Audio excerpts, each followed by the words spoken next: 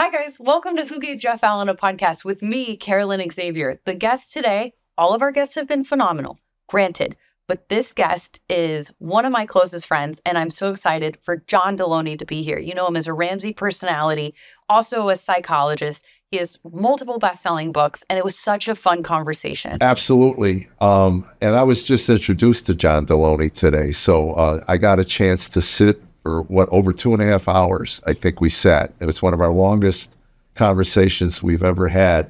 And do not give up on it, because we're 3 ADD people sitting around, so it gets a little scattered around. But if you hang in there, by the end of it, you're gonna learn some things. You're gonna take away some nuggets of wisdom from one of the 2 doctorates. So the wisdom of a man with 2 doctorates. And I got to tell you, again, 2.5 hours. Don't let that fool you. It just flew by. Really enjoyed this one. So God bless you guys, and enjoy. And hit the subscribe button and follow and all the stuff you need to do. So thank you. Okay, so you have all of these credentials. You are changing people's lives constantly. You go out, you speak. You have best-selling books, all of this stuff. Why on earth are you dabbling in stand-up comedy? Okay, so the 2 big reasons. One is just trying to heal that inner kid. That's one of the connection points my dad and I had growing up. Like, I remember my dad, he was a homicide detective, kind of curmudgeon-y. He was a SWAT hostage negotiator, Houston. So a big city. He was kind of a bad dude, but also curmudgeon-y, like a Texas cop. And whenever someone would score a touchdown and they would celebrate, his line was always, "Oh, just do your job. We don't need," like, that was just like his way of, like, but he had a reverence for Richard Pryor. He had a reverence for Steve Martin, and he had a reverence for old Cosby. What about Carlin? Was he in there too? He thought the 7. He was a minister of church too, and so I think I got into Carlin early, and just remember being mesmerized by it, because he was the first comic I ever saw that you could tell went and memorized. It was an hour script that he had just nailed, and then he nailed it so well he could just, I don't know. He was masterful. But those 3 were the masterminds, and I just didn't hear him talk about people with reverence very much. And so I grew up. And we always had, every Saturday, we had the radio on, and Garrison Keillor was on, the old Prairie Home Companion storyteller. And so I just remember that was like a connection point. So I've always had a reverence. And I used to have a little spiral notebook where I'd write, why is this joke funny? Why did the audience laugh extra loud on this? And I used to get obsessed with trying to pull it apart and figure out, well, essentially now that I'm older, I'm like, why did my dad like them so much, right? I try to solve that question. The bigger thing, though, is, like, I speak to thousands of people in these auditoriums, but they know what they're getting when they walk in, and they know who they're coming to see. And I just had this lingering doubt that has never left, which is, that doesn't mean you're good. Can you walk into a room of 100 people or 300 people in the dark, and there's one light on you, and they're sitting there like this? Can you win that crowd over? And that was And so this is the funny thing. I'm just kind of setting you up. This just happened. So I told you I was doing this. So I put up on Instagram, local room here, and we sold it out. And then they called and said, "Hey, you got a second show. You want to do that?" Yep, sold that one out. And it went fine. It went okay. It went good. It was Ramsey fans. It was people who were fans of mine. So I did it again. Did you have credit card sales for your tickets? Oh, absolutely. Nope, cash only, man. Cash only. Or crypto. And then we did it again, sold that room out, and it was way better. I thought I was like getting it. No. So then I went and did an event the other day. With none of your fans? You did No. I did 2 big events. Okay. One in Colorado and one in Phoenix. Got it. One was like 650 and one was 2,700. They went great, but I didn't feel good about the second one.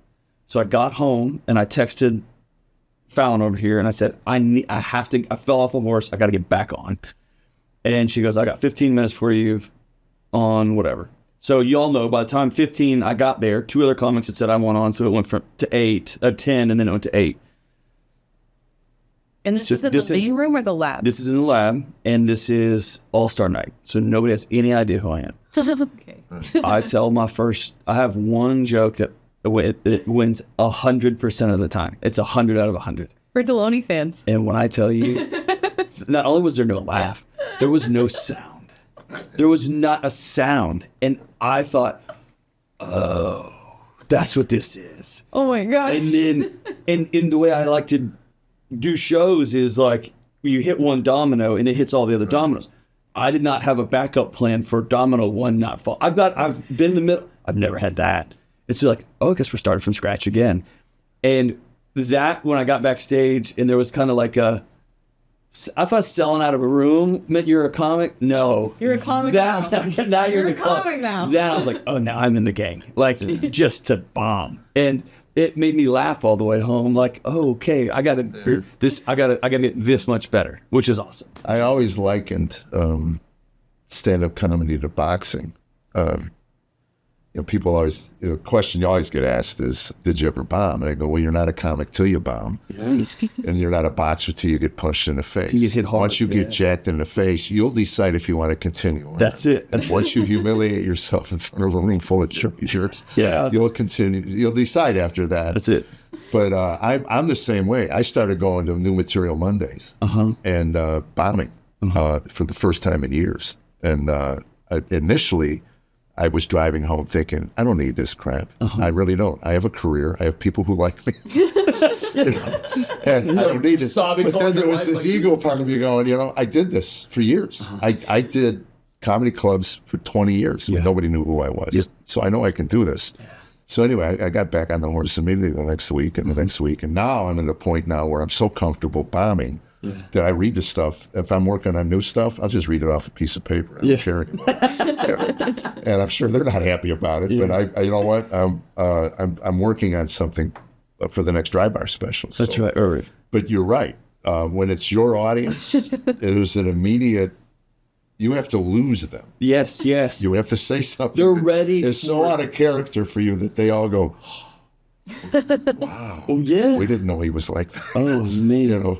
I've bombed so hard that I've been grateful that the stage has everything you need to kill yourself. I'm like, that stool, I can wrap there's this water, cord around the rafters. Like, I'm out. Yeah, it's the worst feeling. One time I called Delony before I had my first headlining gig at Zany's.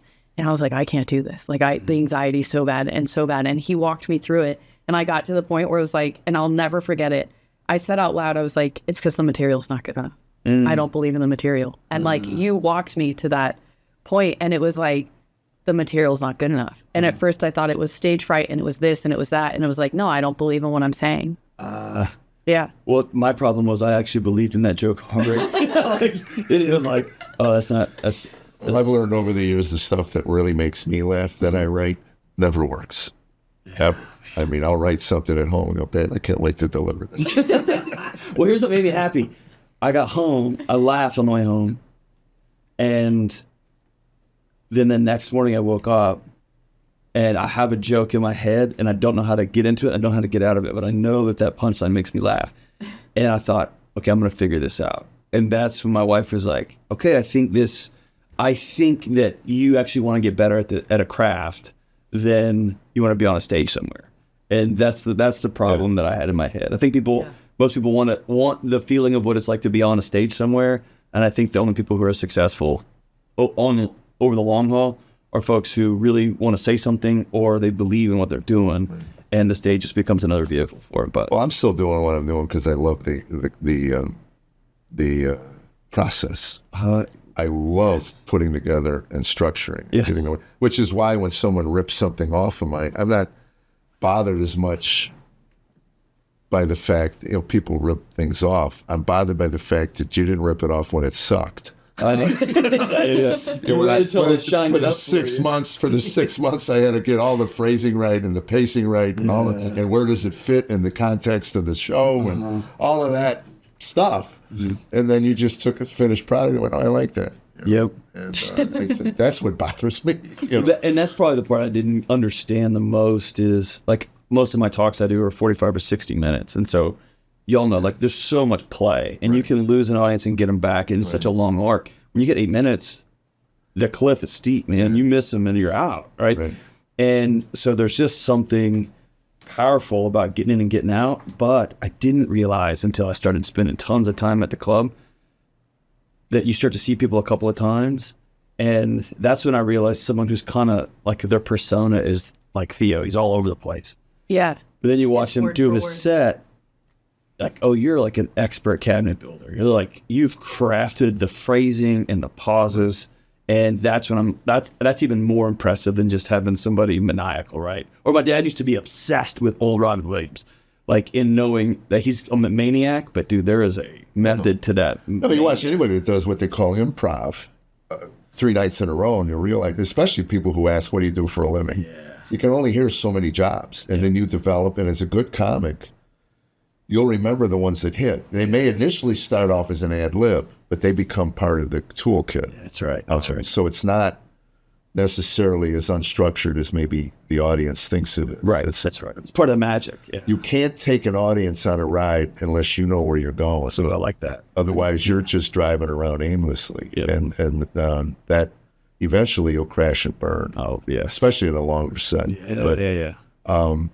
my whole thing, especially when you've written books, I wrote one, and that's it.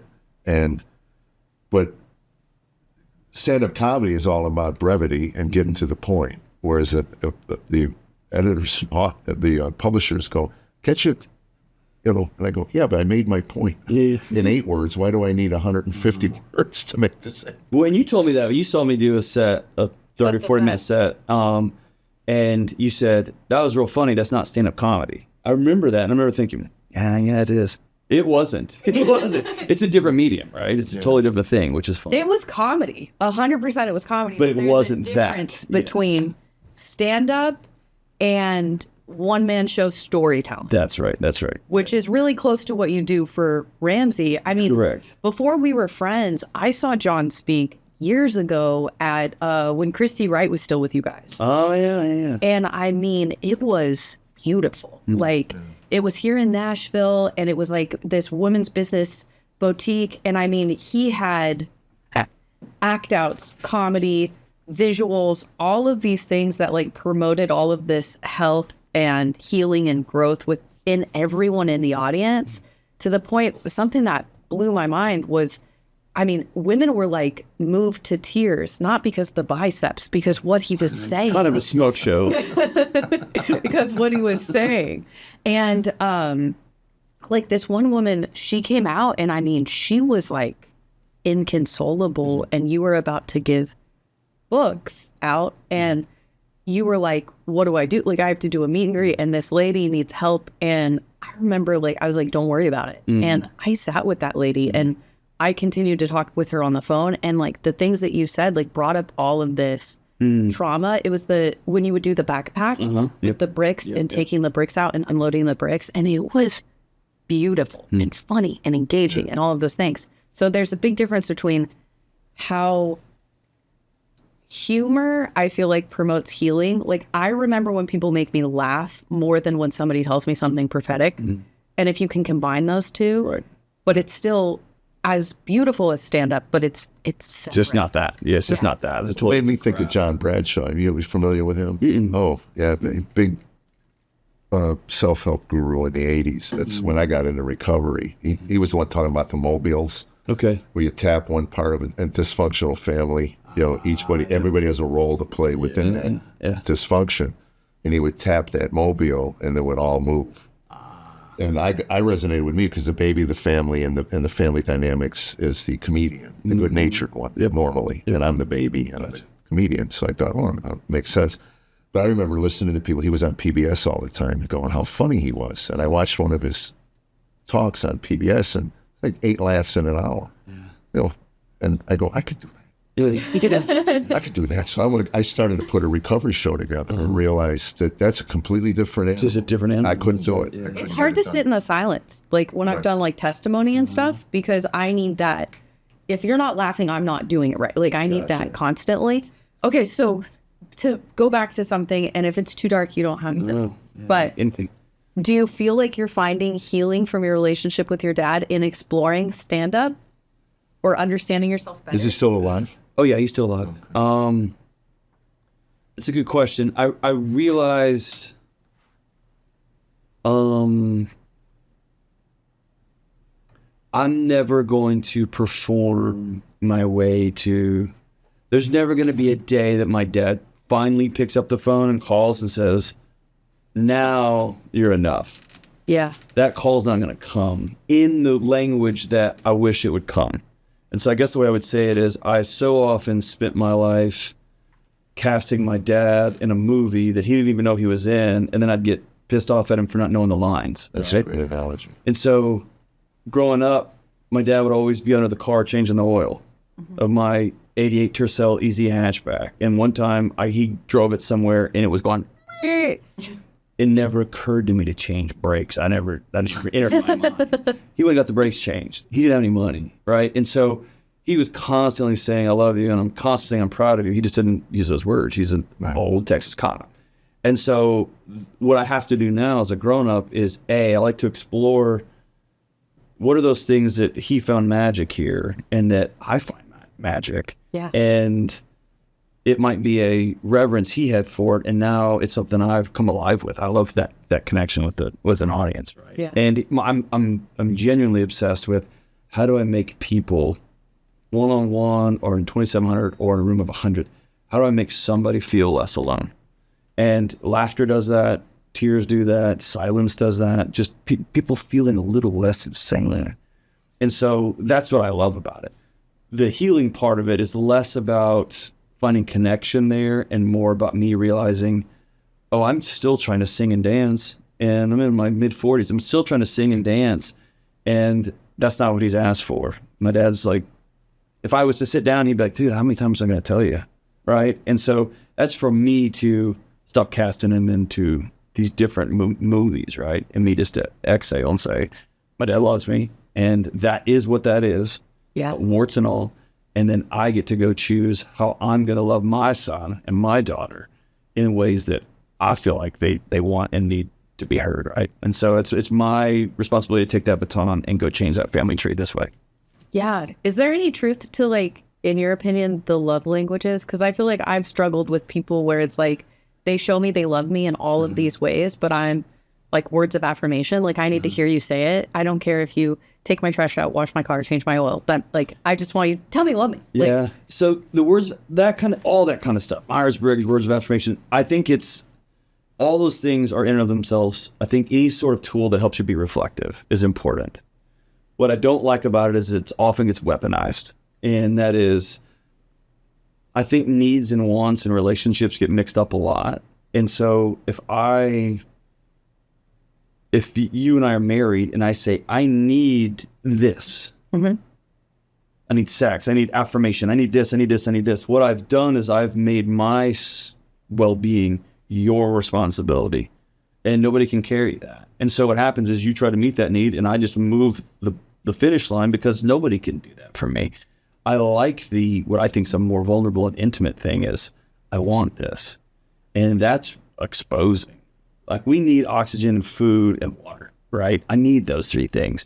Really want is my wife to like me. And I can say, I need more of this and I need this. That's just me trying to hand her stuff. You need to tell me you love me in this way. yeah. I would like you to be kind. I would like it when you got home from being gone for 2 weeks to bring me a gift. And that's a much more vulnerable, scary thing because the other person could say, I don't want to do that. Well, it is, because I Terrifying. have screamed at my wife for 40 years. Yeah. Just tell me what you want. Yeah. Well, and Just, most people can't answer that question. I know, well, because it's scary. it is. It is, because again, you can go deep into, you never got those things met when you were little. And if I put them on the table and you can't meet them, I got to live that over again. Right. And what do you believe in this? That I've heard this years ago, and it resonated with me, was we marry one of our parents, and it's usually the one we have the most issues with. The way I've heard And it I is, believe that God puts us together to kind of work out all those, because she doesn't watch this, so I married my father. It's amazing to me how many similarities to the way she loves, like my dad. oh, yeah. The way I've heard it said is we marry our unfinished business, which is there's a little kid wondering, why don't you love me?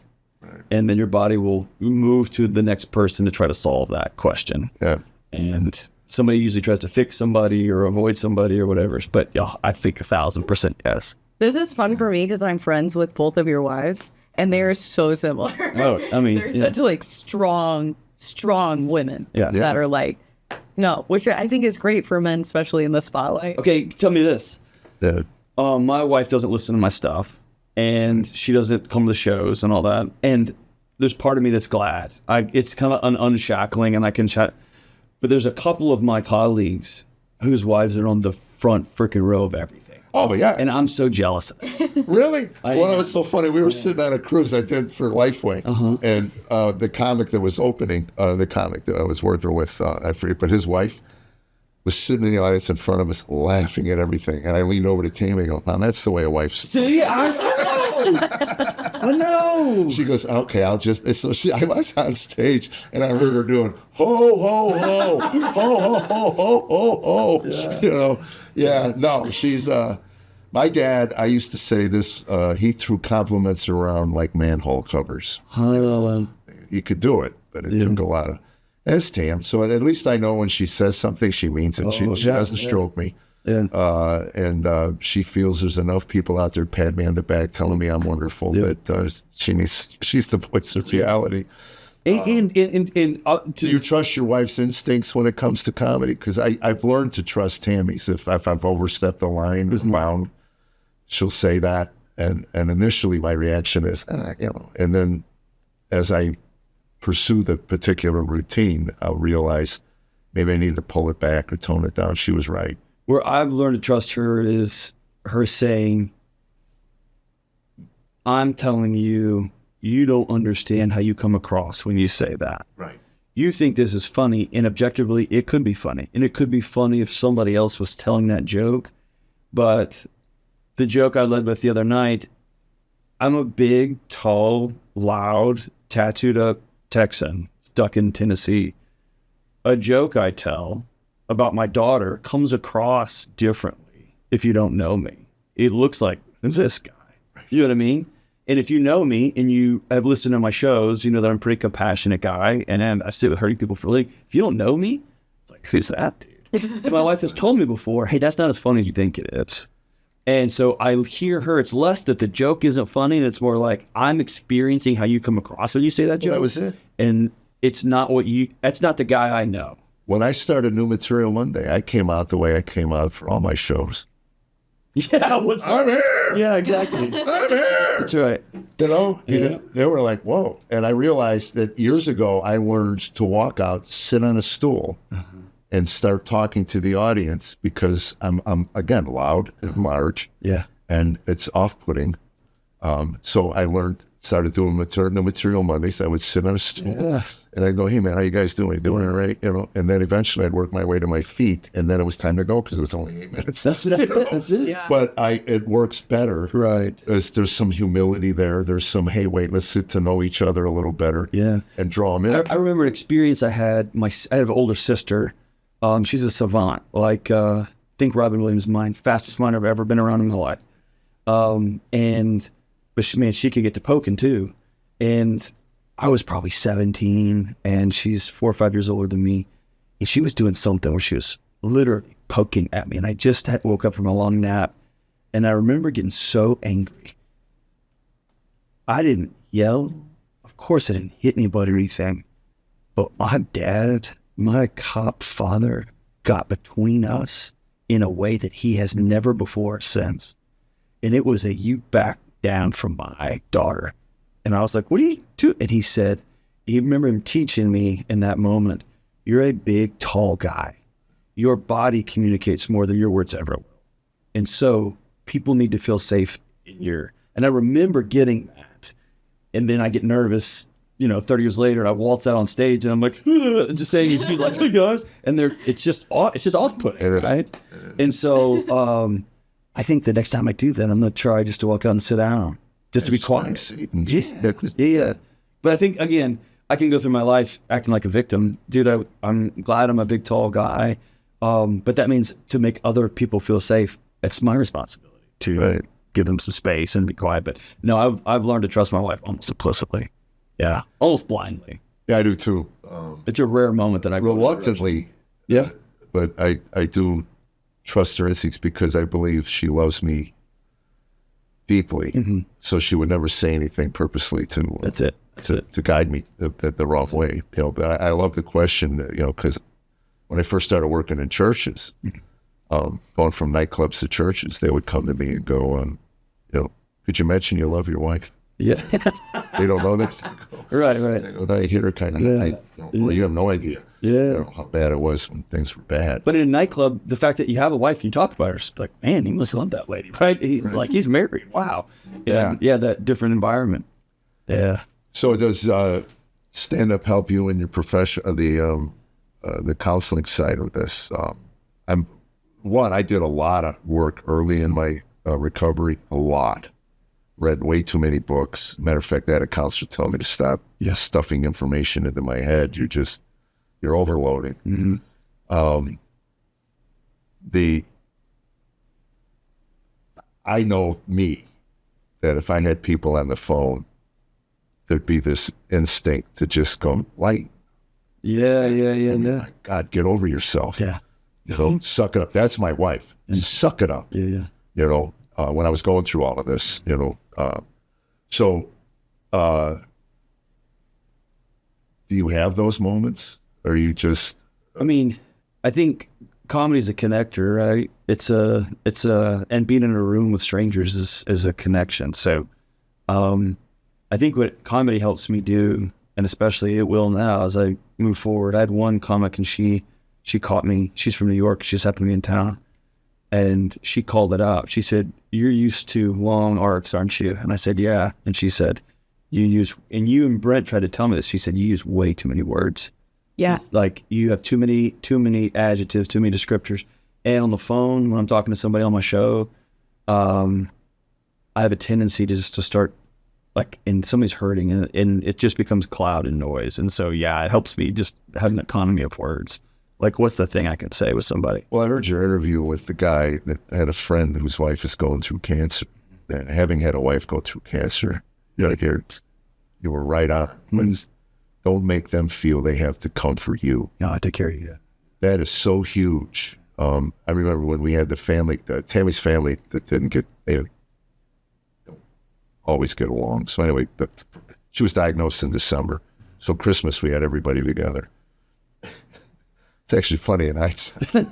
But, she's just diagnosed with cancer, blah, blah, blah. And it was literally like a funeral. Okay. And I told Tammy, I got to go to the bedroom. I can't take this. Yeah. So I'm in the bedroom reading. 5 minutes later, I hear Tammy go, "I'm not dead." God almighty, stop, let's cut up. Let's have a joke. Let's laugh. So you're in the living room putting dirt on her? Exactly. Yeah. Well, and I've learned, sitting with so many hurting people, there is moments for silence.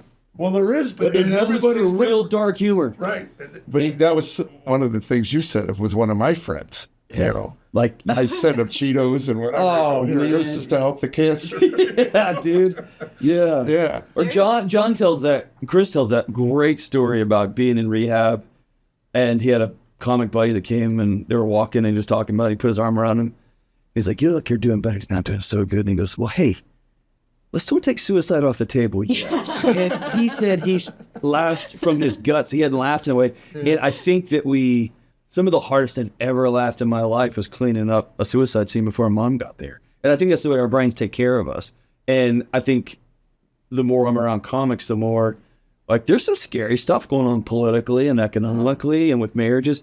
And this becomes a way that we can put on the table and talk about it. And I think it's I believe this with all my heart. I think it's, especially since so many pastors have just cashed out to try to be Instagram heroes. I think comics are in many ways modern prophets. They're the only ones that have credibility to talk about stuff anymore, to put on the table. And I just think I heard this once and I haven't validated it, but that silly was the original word, the etymology of the word silly is holy.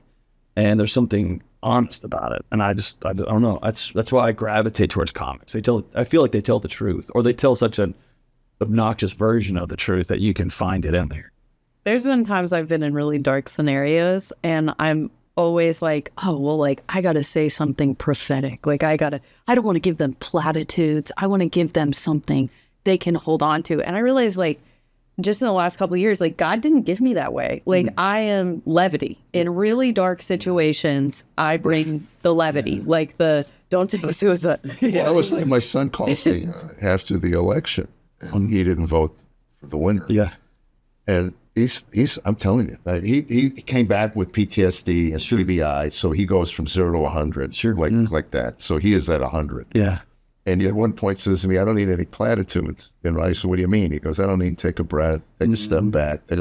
I said, then you need to call somebody else because that's all I got. Yeah. You know, I said, son, like, I said, the world's not over. And eventually I told him, just write out 5 things that you think are going to happen. The worst case in your life. And then I said, next year, when we come to visit for Christmas, we'll pull them out of the drawer. We'll look at them. And I said, I will be the first one to admit. Yep. But for God's sakes, man, live your life. And my wife is often saying, because I have a tendency to do that, she's gotten so good about just listening.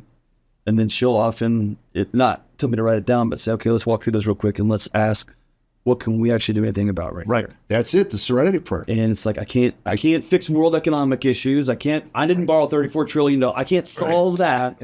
What can we do? I can make sure my family doesn't owe anybody any money. Well, that's it. Right? That's what I can choose can go exercise because it makes me a better dad. I can go do those that's what I can control right now. That's the most important thing is it out of my sphere of control, which is 99% of my anxiety comes from things I have no control over. And that's where the serenity prayer, grant me serenity to accept things I cannot change, and that's it. And I tried to pass that on to my children. They don't believe in God. But I said, I didn't believe in God either when I got into Alcoholics Anonymous. And I did the prayers I was told to do because I was told it would keep me sober, and it did. Yep. So act as if, and say the prayer, because I don't have anything else for you. Yeah. I can't fix your mind. That's right. I really can't. But well, you said something important. I've come to believe that we have so much information that info is just a Xanax now, like another book, another self-help, another podcast, and I'm contributing to the noise. But it's like, at some point, like, hope is an action. It's a thing you go do. And that's what I love about the 12-step program, is that there is some thought to it, but it's a practice. Well, there's action. Well, that's it. The 4th step is huge. Most people like sitting in a therapist and just talking for an hour. Right. That's not where the healing is. Being heard is healing, but then going and doing that thing. Well, you'll love this with your 2 degrees. First counseling session, I sat in, I said, when am I done? She goes, wow, that was quick. 10 minutes. That's right. I go, well, I know I'm not coming to you the rest of my life. That's right. So when do I know I'm done? Yeah. And she said, right now you make some pretty crappy choices in your life. And I'm here to help you navigate, make better choices. When you can make them on your own, you don't need me. And I thought, okay, I can live with that. There we go. I wrote that down. I go, I'll be done when I can make better choices. I'm still making lousy choices, 40 years later. Yeah. But it's a noble profession. But there's frauds in it. There are plenty. And there's scams in it, and there's shams in it. Right. You just broke my heart. I won't name drop, but you broke my heart on one of the scammers that I was in love with. Oh, yeah. I was like, no, I thought it's vitamins. Yeah. And you were like, I'm glad you're taking vitamins. Hey, but here's the thing. Here's what I also know. Like, kicking somebody's crutch out from them. Yeah. That was the thing I learned by sitting with people in recovery is, oh, dude, alcohol works. Alcohol is incredible. Yeah. And there's a season where I'm going to look back and be grateful I had something to lean on because I didn't have love here. I was disconnected here. I was dead inside here. Alcohol propped me up. And so if I can look back at that with some shred of gratitude and say, okay, that's not serving me anymore. Right. And that seems to be the secret in recovery is like, no, sex kept you alive or alcohol kept you alive. And now it's killing you. It's always been killing you, but it was killing you slower than the other thing. Right? And so there's a placebo effect. If these vitamins are net benign, but I feel like there's literature that says, scientific literature says, if I take it and I think it's going to make me feel better, you will feel better. Right? Yeah. And so knock your lights out, man. You know what I mean? Unless it's going to kill you. Right? Yeah. And Mulaney has that really great joke where he's like, oh, you think these drugs are going to kill me? I'd kill me way quicker. yeah, exactly. One of my Yeah. But back to stand-up, have you noticed that, because I feel like we're all in kind of the same boat, but in varying degrees. Like, people would come to see me as the recovering Californian, so I already had this rapport with them. They already knew me, even though I didn't know them. And you have that with your fan base, you have that with your fan base. And it was like, I got to a point where I didn't want to start believing the hype. So I needed to like find something that was like bombing in different ways, like humbling. So now that you've had your first bomb, are you like, oh, I can't wait to get back to this humbling experience? Like, being at your level, are there other ways you humble yourself? I know you like hunt and you really work out a lot and all that stuff. When I walked to the humility. So let me back up. I worked at universities for 20 years. And so before I took the leap and quit that job to come do this other stuff, my wife had something so profound. And I know she sounds like Yoda. She's not perfect, obviously, but She's Yoda. she said, if you create some kind of avatar, some kind of like, it will always run out of gas at some point. Well, Cosby said that. Never create anything larger than yourself. Oh, I never heard that line. Because you can't follow it. You can't. Yeah. And everybody who's had a character, even Dangerfield, when he got done with the I Get No Respect, he had a great career, but it wasn't the apex. Wasn't that? That's Wasn't the right. apex. Yeah. And it's hard to follow something that has captured the imagination of people because they'll get tired of it. It's not you. It's not authentic. Michael Richards created Kramer like an icon, and I think it was hard to find himself. Like, because everyone wanted that, right? It's hard. Well, it's Jimmy Walker. A very funny story about him. We were in Atlantic City, and he refuses to say dynamite. You know, and the guy on stage saw that Jimmy was in the room. He goes, "Hey, Jimmy Walker, sir." Everybody goes, "How you feeling, Jimmy?" He goes, "I feel great." I go, "Don't you feel better than great?" Yeah. You feel fantastic. He goes, "Go ahead." Wouldn't do it. Wouldn't do it. Well, it's so what she said. If you create this, so you got to just be you. And I was all like, "Oh yeah, I'll just be me, dude." And she goes, "No. If you're fully you, and this doesn't work, you're gonna have to go to bed knowing America doesn't like you." And I was like, "Oh." She goes, but she said, "I do. I'll love you till the end of time. Our kids do. Your friends do. But you'll have to go to bed knowing that." And then I was like, "Ooh." And she goes, "And you're weird." The first time I went deer hunting, I had to put a deer, an 11-point buck, no lie, in the back of my Prius. That's what I showed up to the deer hunting thing. And so, I think that I spend my time when I have free time, and I'm going to a punk rock show tonight, and either watching punk shows or watching comedy, and I also go to Sunday school. And Jesus is the most important thing in my life. And so I understand that I've got some weirdness about it, and I've got a bunch of PhDs, but most of my friends aren't in college, right? And so I get that there's a weird thing, but it's so when I bombed, I feel anchored that I've got people who love me. I feel anchored in, I have a faith that's bigger than a bad 8 minutes. I left that stage and thought, I want to get really good at this. Does that make sense? Yeah. absolutely. And so I'm obsessed with, there's things I try, like pickleball I played. I don't want to get good at that. I don't want it. I just That's good for it your was knees. fun. Quit it.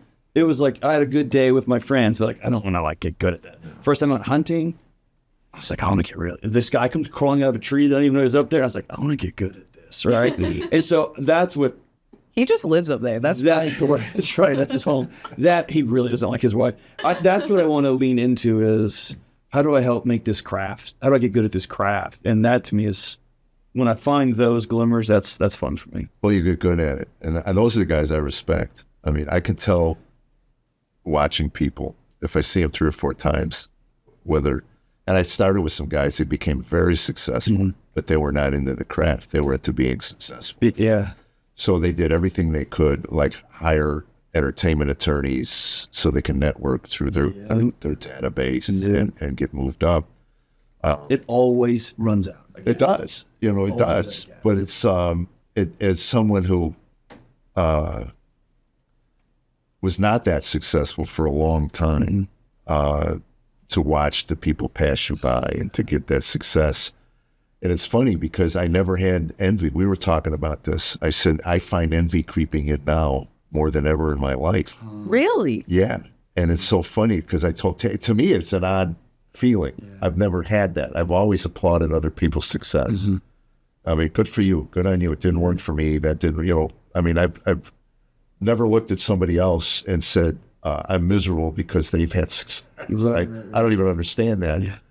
And now I find at this point in my career, I just want a little more. Yeah. And it's funny because 2 sermons in a row, our pastor talked about the verse, the only time in the Bible God calls man a fool, where he said, I've saved up many goods, I've stored them for many years, and now I'm going to relax. And God says, you fool, your soul is required tonight. Wow. So now you can leave all that stuff to the ungrateful. And that's what I've been, on this last vacation we went on, Tammy and I had a lot of talks about when am I going to retire, when am I going to slow down.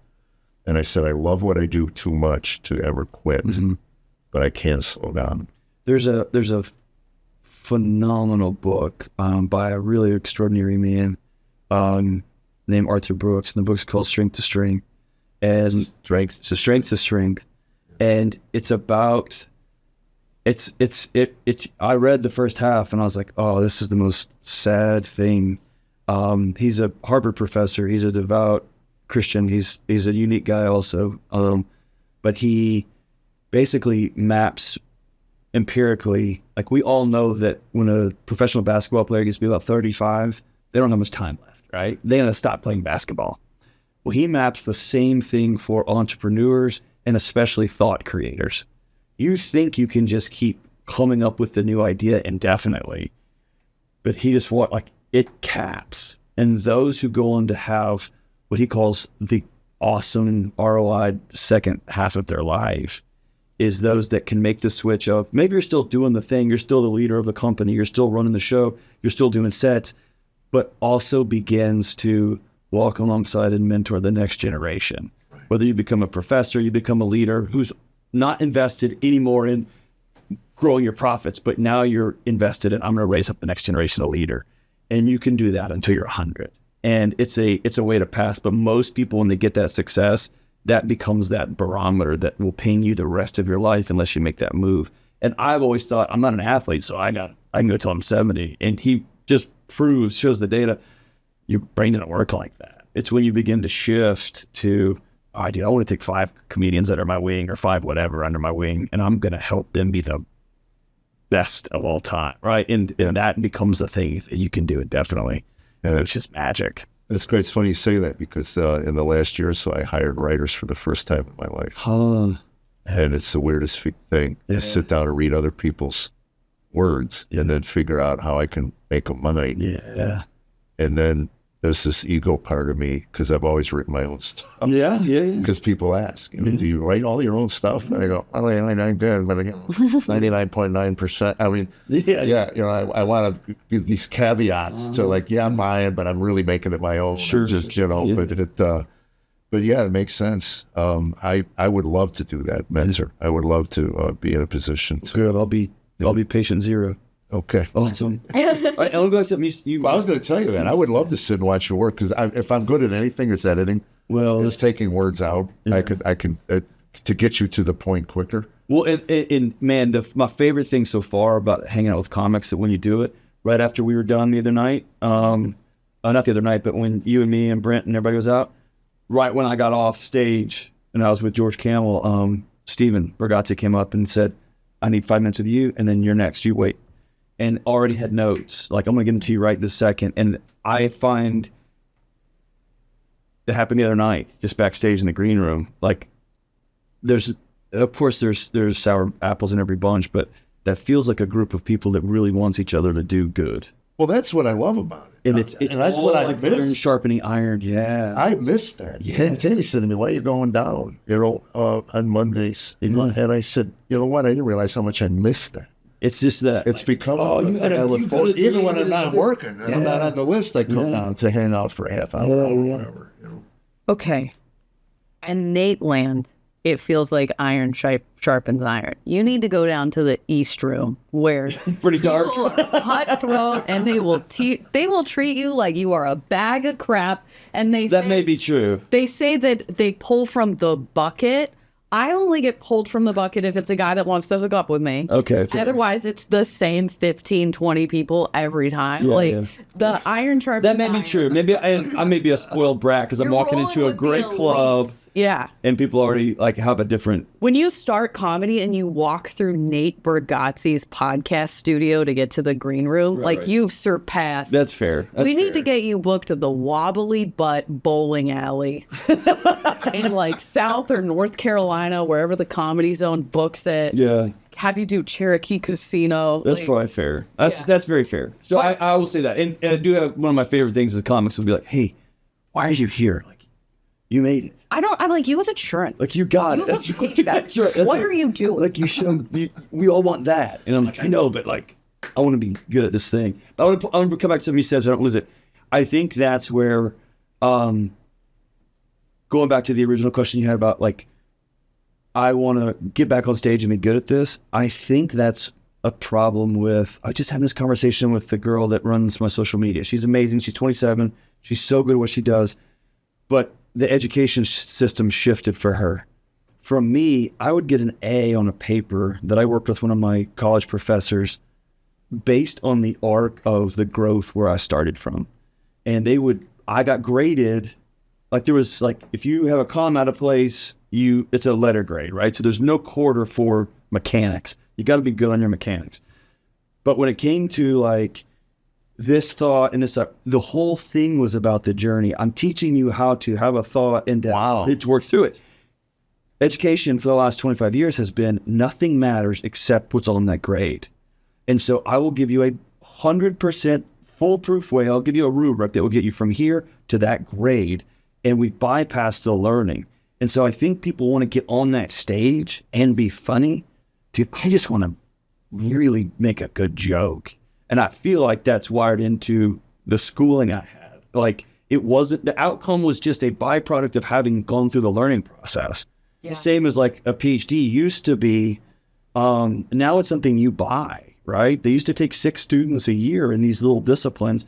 And you just got a PhD as a high five on your way to a lifelong career studying cell biology or whatever. Now you go sign up for the degree and you go through these steps and we'll hand you this degree. And I think that's a different thing.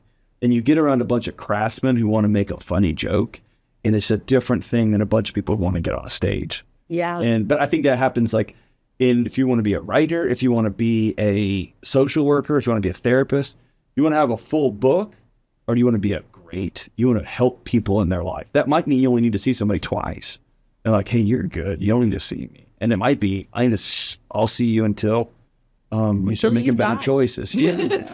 Well, that was it. I want to be good at whatever craft God has put before me. I want to get good at that craft. And some people got big responsibilities, and some got little responsibilities. But it's to each. It's the parable of talents. I gave you 2, and gosh.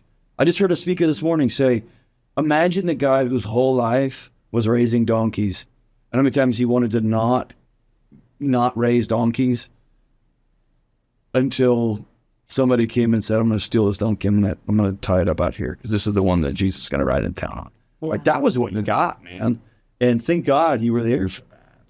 And I think everyone wants to find where their 10 talent, like, you got to be grateful that I got 4. And I'm going to maximize them great, man. Thanks for the call. That's the podcast that you were doing with the kid who's got the college degree, lived in his car for a couple of weeks. But he reminded me of me at 26. What's the point? Yeah, there's no point to this. And again, I always said that God wants you in the present. The devil will put you in the past, and if that doesn't work, he'll get you projecting. Your future is hopeless. And the advice you gave the kid was so right on. As a 69-year-old looking at a 26-year-old, write your 50-year-old self a letter, and either apologize, for basically ruining his life, the 50-year-old's life, by giving up. I can't imagine being a kid today coming out of college and looking at if you're following the noise with AI. Yeah. I mean, am I going to have a job? I mean, even doctors now are thinking, of course. They got AI to do ChatGPT. If my wife is any indication of the future, because believe me, she's our doctor. Yeah. I mean, I had somebody give me some mouthwash because I have some problems with my mouth. You don't need that. Exactly. Well, the doctor said I did. Yeah, exactly. What does he know? You're right. I follow this guy on YouTube. In the trunk of his car. WebMD said, I'm thinking. But as a young 26-year-old, you have a degree, you come out of college, and then you realize you're working at Starbucks, and you realize, but the educational system failed you because of the inability. First of all, it did make you work for whatever that grade was. And you find out that the world doesn't care. World doesn't care. And that's what kills me, because you heard this, I'm sure. I heard this, you heard this. Life isn't fair. Right. I heard that 1,000 times. Yeah. It's not fair, Mom. Yeah. Who told you life was fair? Right. And now you've got generations of children who have been raised. If you disagree with me, you hate me. That's right.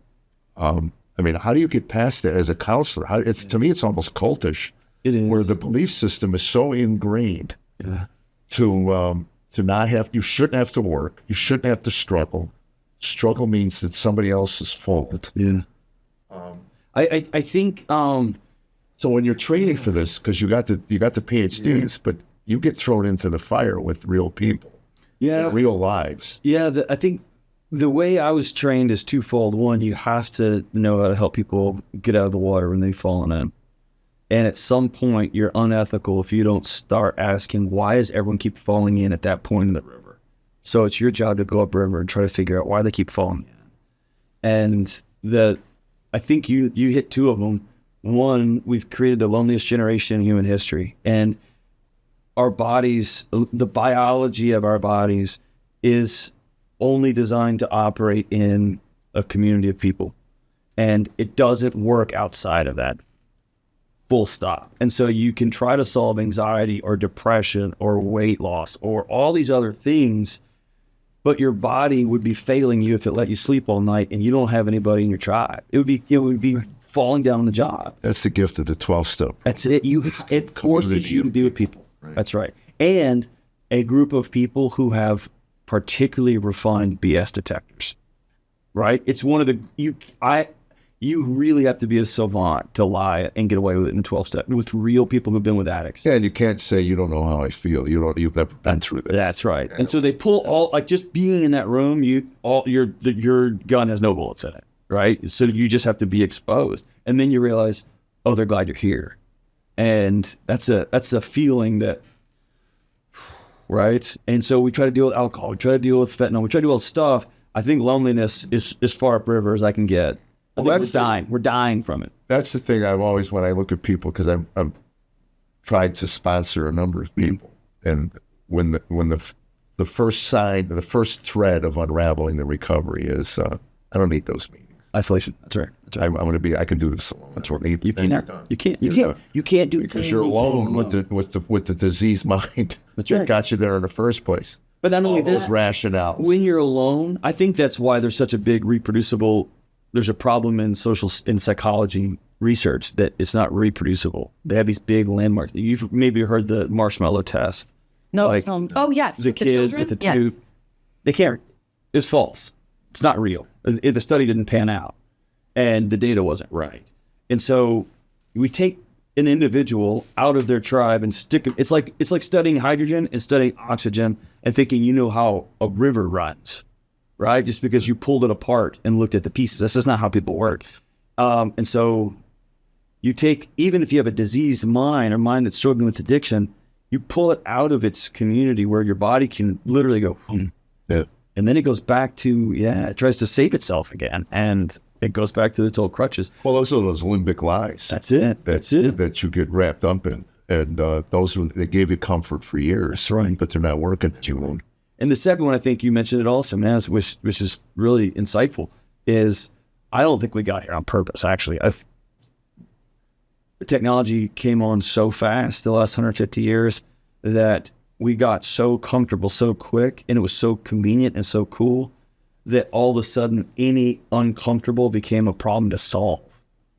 We got rid of, it just is. I mean, hit a button and food will just So we also took the word sin out of our vocabulary. We did. Our culture does not like the word sin. That's right. That's right. Although I think that's circling back, because even the most, there's a phenomenal book by Louise Perry, who, to my understanding, I don't want to put words in her mouth. I think she's an atheist journalist from the UK. She wrote a great book called The Failure of the Sexual Revolution. And essentially she maps the whole thing and ends up with the safest relationship a person can be in is in a monogamous relationship. And it just takes the full arc. And I think we've had 30, 40 years of whatever you feel. And I think we're all just collapsing on that. Right? Well, I think even Sartre said it. Again, I'm quoting somebody who said that this may be anecdotal, it's not verifiable, but at the end of his life said to his longtime lover, my philosophy is unlivable. Existentialism. Yeah. And she said, you've lost your mind. Yeah. But he even said that in order for something finite to have value, it has to be connected to something infinite and fixed, which sounds like God to me. But, I think this, it seems to me that the studies coming out of Gen Z men is they're finding faith.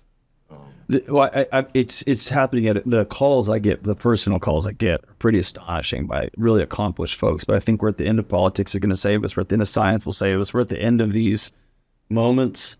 And I think people are getting to their version of surrender. Yeah. Like I'm out of answers. And I also will say, as a lifelong church member, I think we radically failed because the church should have been the most giving, welcoming, hospitable, joyful people, because if we believe our story, we know how this thing ends. And we weren't. We're the angriest, finger-pointingest, isolationist, exclusionist. And when you get your stuff right, you knock on our door and we'll give you our checklist of whatever building and we'll tell you if you can come in. And I think that's on us. I'm a big fan of Philip Yancey. And one of his books started out with, he was standing out in front of a church in Chicago and a prostitute was walking by and he invited, and again, I'm paraphrasing what he wrote, but he said, hey, would you like to come in? She goes, why would I go in there? And he said, that was the biggest indictment on the church. You got one of the most broken human beings there are on the sidewalk in front of your building. And she says, why would I go in there? I'm welcome in any room in the city, but not in that one. Yeah, exactly.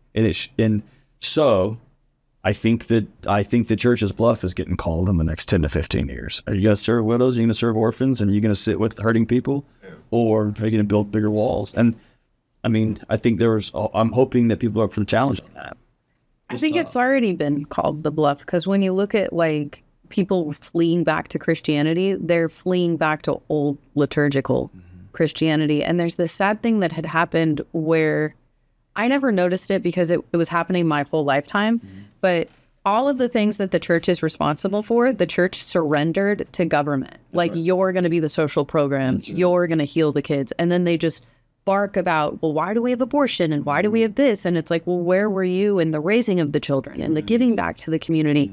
And what breaks my heart is now the way we even build, if you go to another country, it's the church is the center of the village. Everyone descends on the church and it's built around, the whole community is built around the church. And now it's like you have these sprawling, like you're talking about, it just promotes loneliness on top of loneliness. But to go back to what you guys were saying about recovery, I had this conversation last night. I'm working with this recovery center, and we were talking about kind of the future of recovery and all these things, and we were talking about gambling, and I was like, well, I think what really needs to be happening is there needs to be some sort of 12-step program written that is what can be based off of gambling addiction to ease people out of how do we live with these phones in our pocket. Like people, it's ruining marriages, relationships, but there is truth in, I have to keep this thing for work. Like this is work, and it's yes, scrolling is so addictive. Yes, and I have learned a lot of great things from like your clips or Sean Ryan show or like whatever. And so like, how do we educate the next generation coming up in school to utilize technology as a tool that'll help them and not a hindrance that puts them in those lonely places?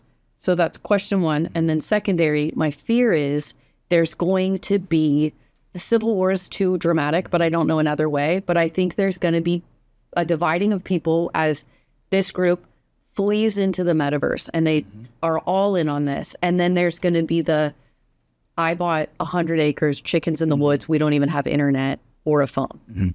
So one, how do we change the school system? Do you think that there will be benefits?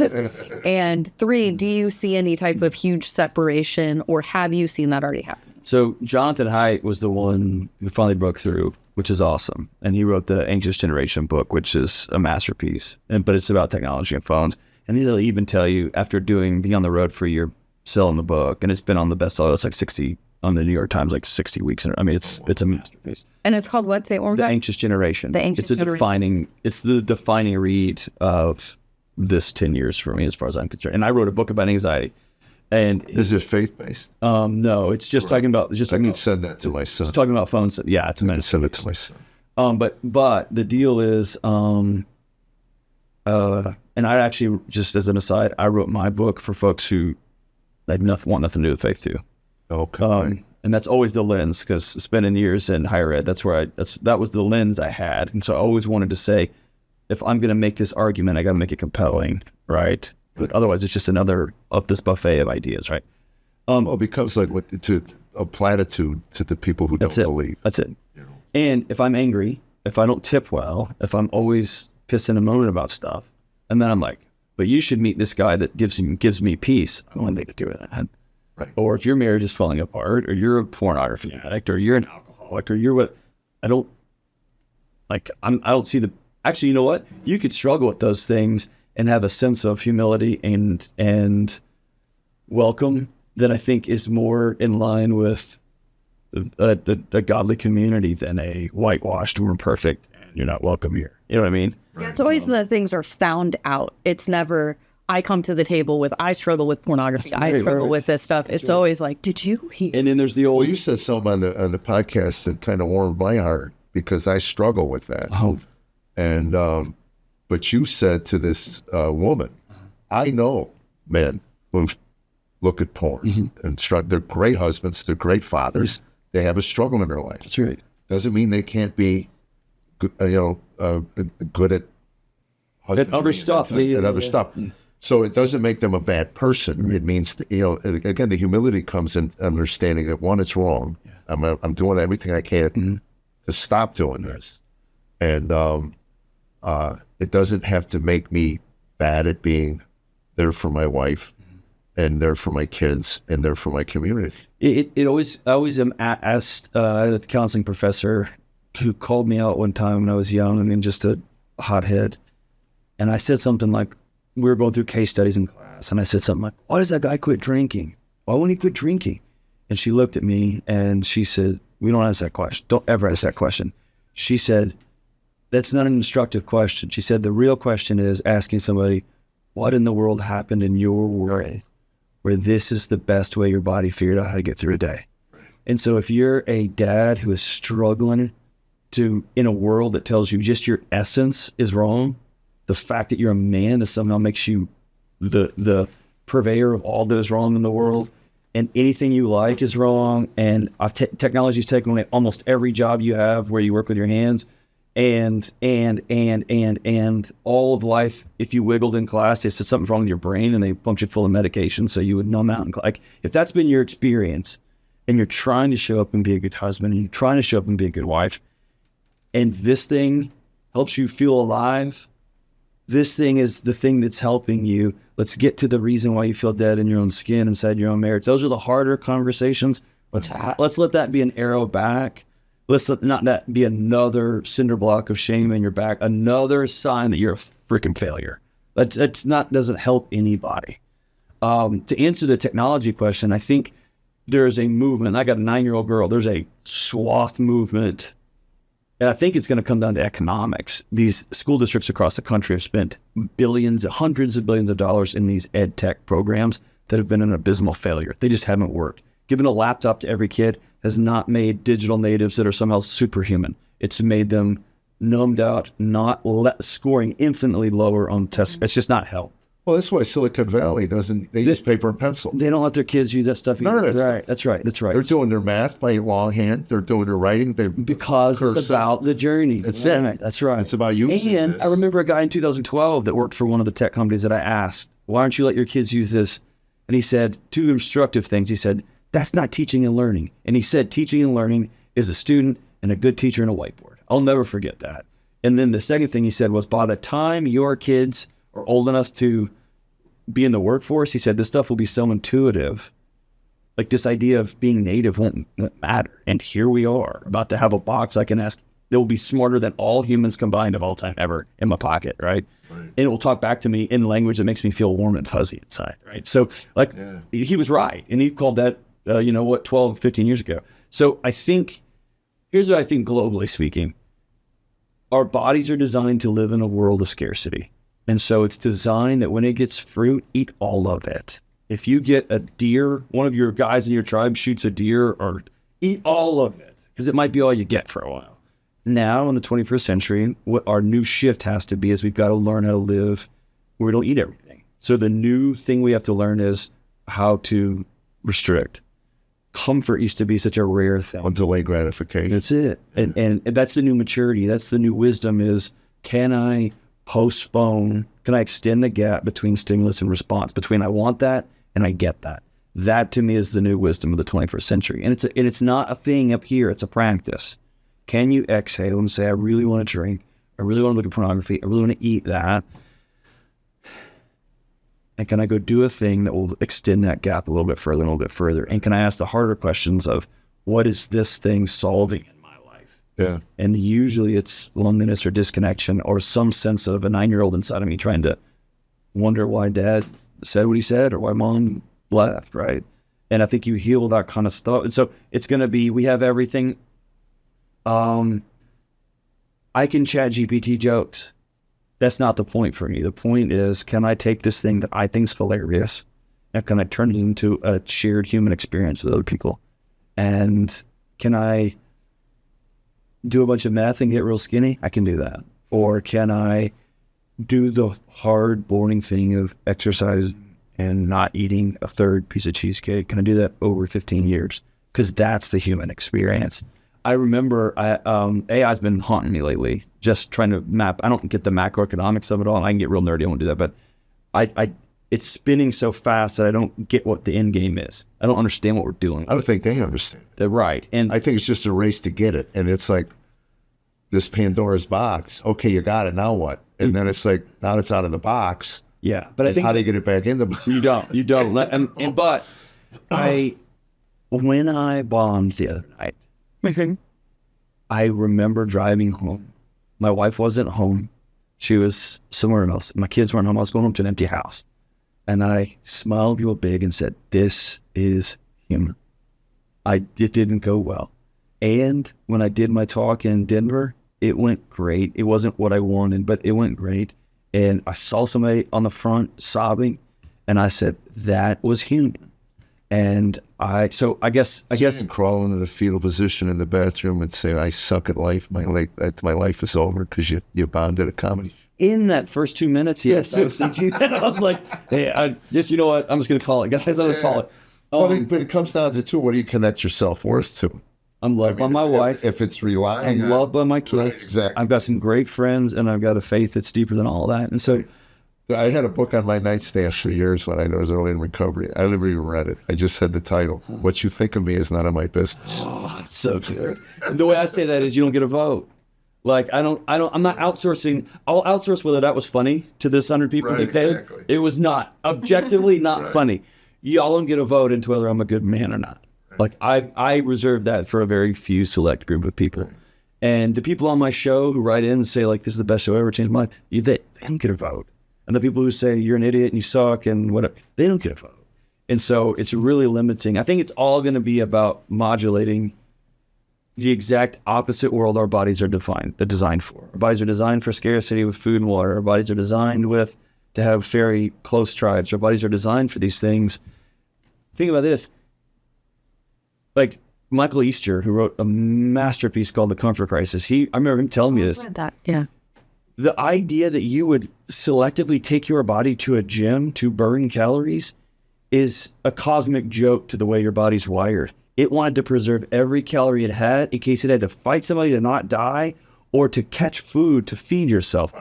This idea of going to a gym, it said every cell in your body should be screaming, don't go in there. It's going to take our most precious resource, which is calories. Well, I don't want to brag, but my body screams that. Mine too. let's not. So when you wake up and you're like, I don't want to go to the gym, of course your body's want to go to the gym. It's wired to hang on to every precious calorie it has. And so when you see fruit, you probably had this, and both of us, all of us had this. My grandma told stories of getting a sack of oranges for Christmas. The idea that you would get fruit in December was crazy. My family still does that. Well, see? They call them Papa bags. Yeah. It was madness. And now there's just go to any supermarket, go to any gas station, there's bananas and apples. And so the new world is, I could, but I'm not going to. And I'm going to seek human experience. And so when it comes to the technology stuff, I think until it stops being nefariously used, we just have to understand they're better than us. It was designed as a slot machine, not as a purveyor of information. I think people are trying to, it's like, the way I look at Instagram is like when somebody pulls this slot on a machine that's designed to addict me. Yeah. I try to make sure when instead of 3 cherries coming up, like a cool quip about mental health comes up, right? That's the best I've got. But that whole ecosystem is designed to just be another line, dude. That's all it is. Well, it's dopamine. It's cocaine. And so until people decide to use that technology for good, an engine can go in a car and get you from A to get you to the hospital to be with your wife before she passes. And an engine can drive a tank and blow up a city. Until they use that technology for good, I think it's just going to be... It's individual. Of course, in orthodoxy, it's all about like deny the flesh, and that's how you conquer the passions. No, but I think that's too heady. Like Instagram for me is part of my job. Yeah.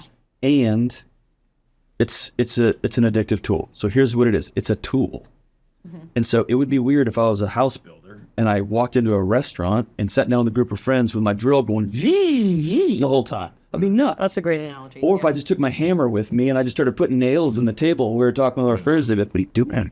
And so Instagram is a tool for my job. Yeah. And so I have it on a separate phone and I get on it when I want to work. And I should mostly do that between the hours of 8 I and 5. like that.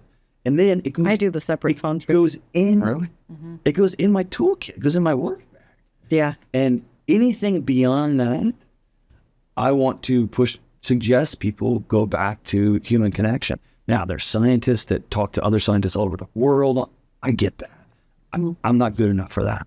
It's better than me. I've been sharing with audiences, we're wired to keep it simple. We're wired for service and we're wired to worship. What you worship, you'll serve. That's right. But to get out and serve, the story I tell, I've told it probably, they're probably sick of hearing it, but it needs to be told. When I got into recovery, my sponsor gave me trash bags. And I said, what's this for?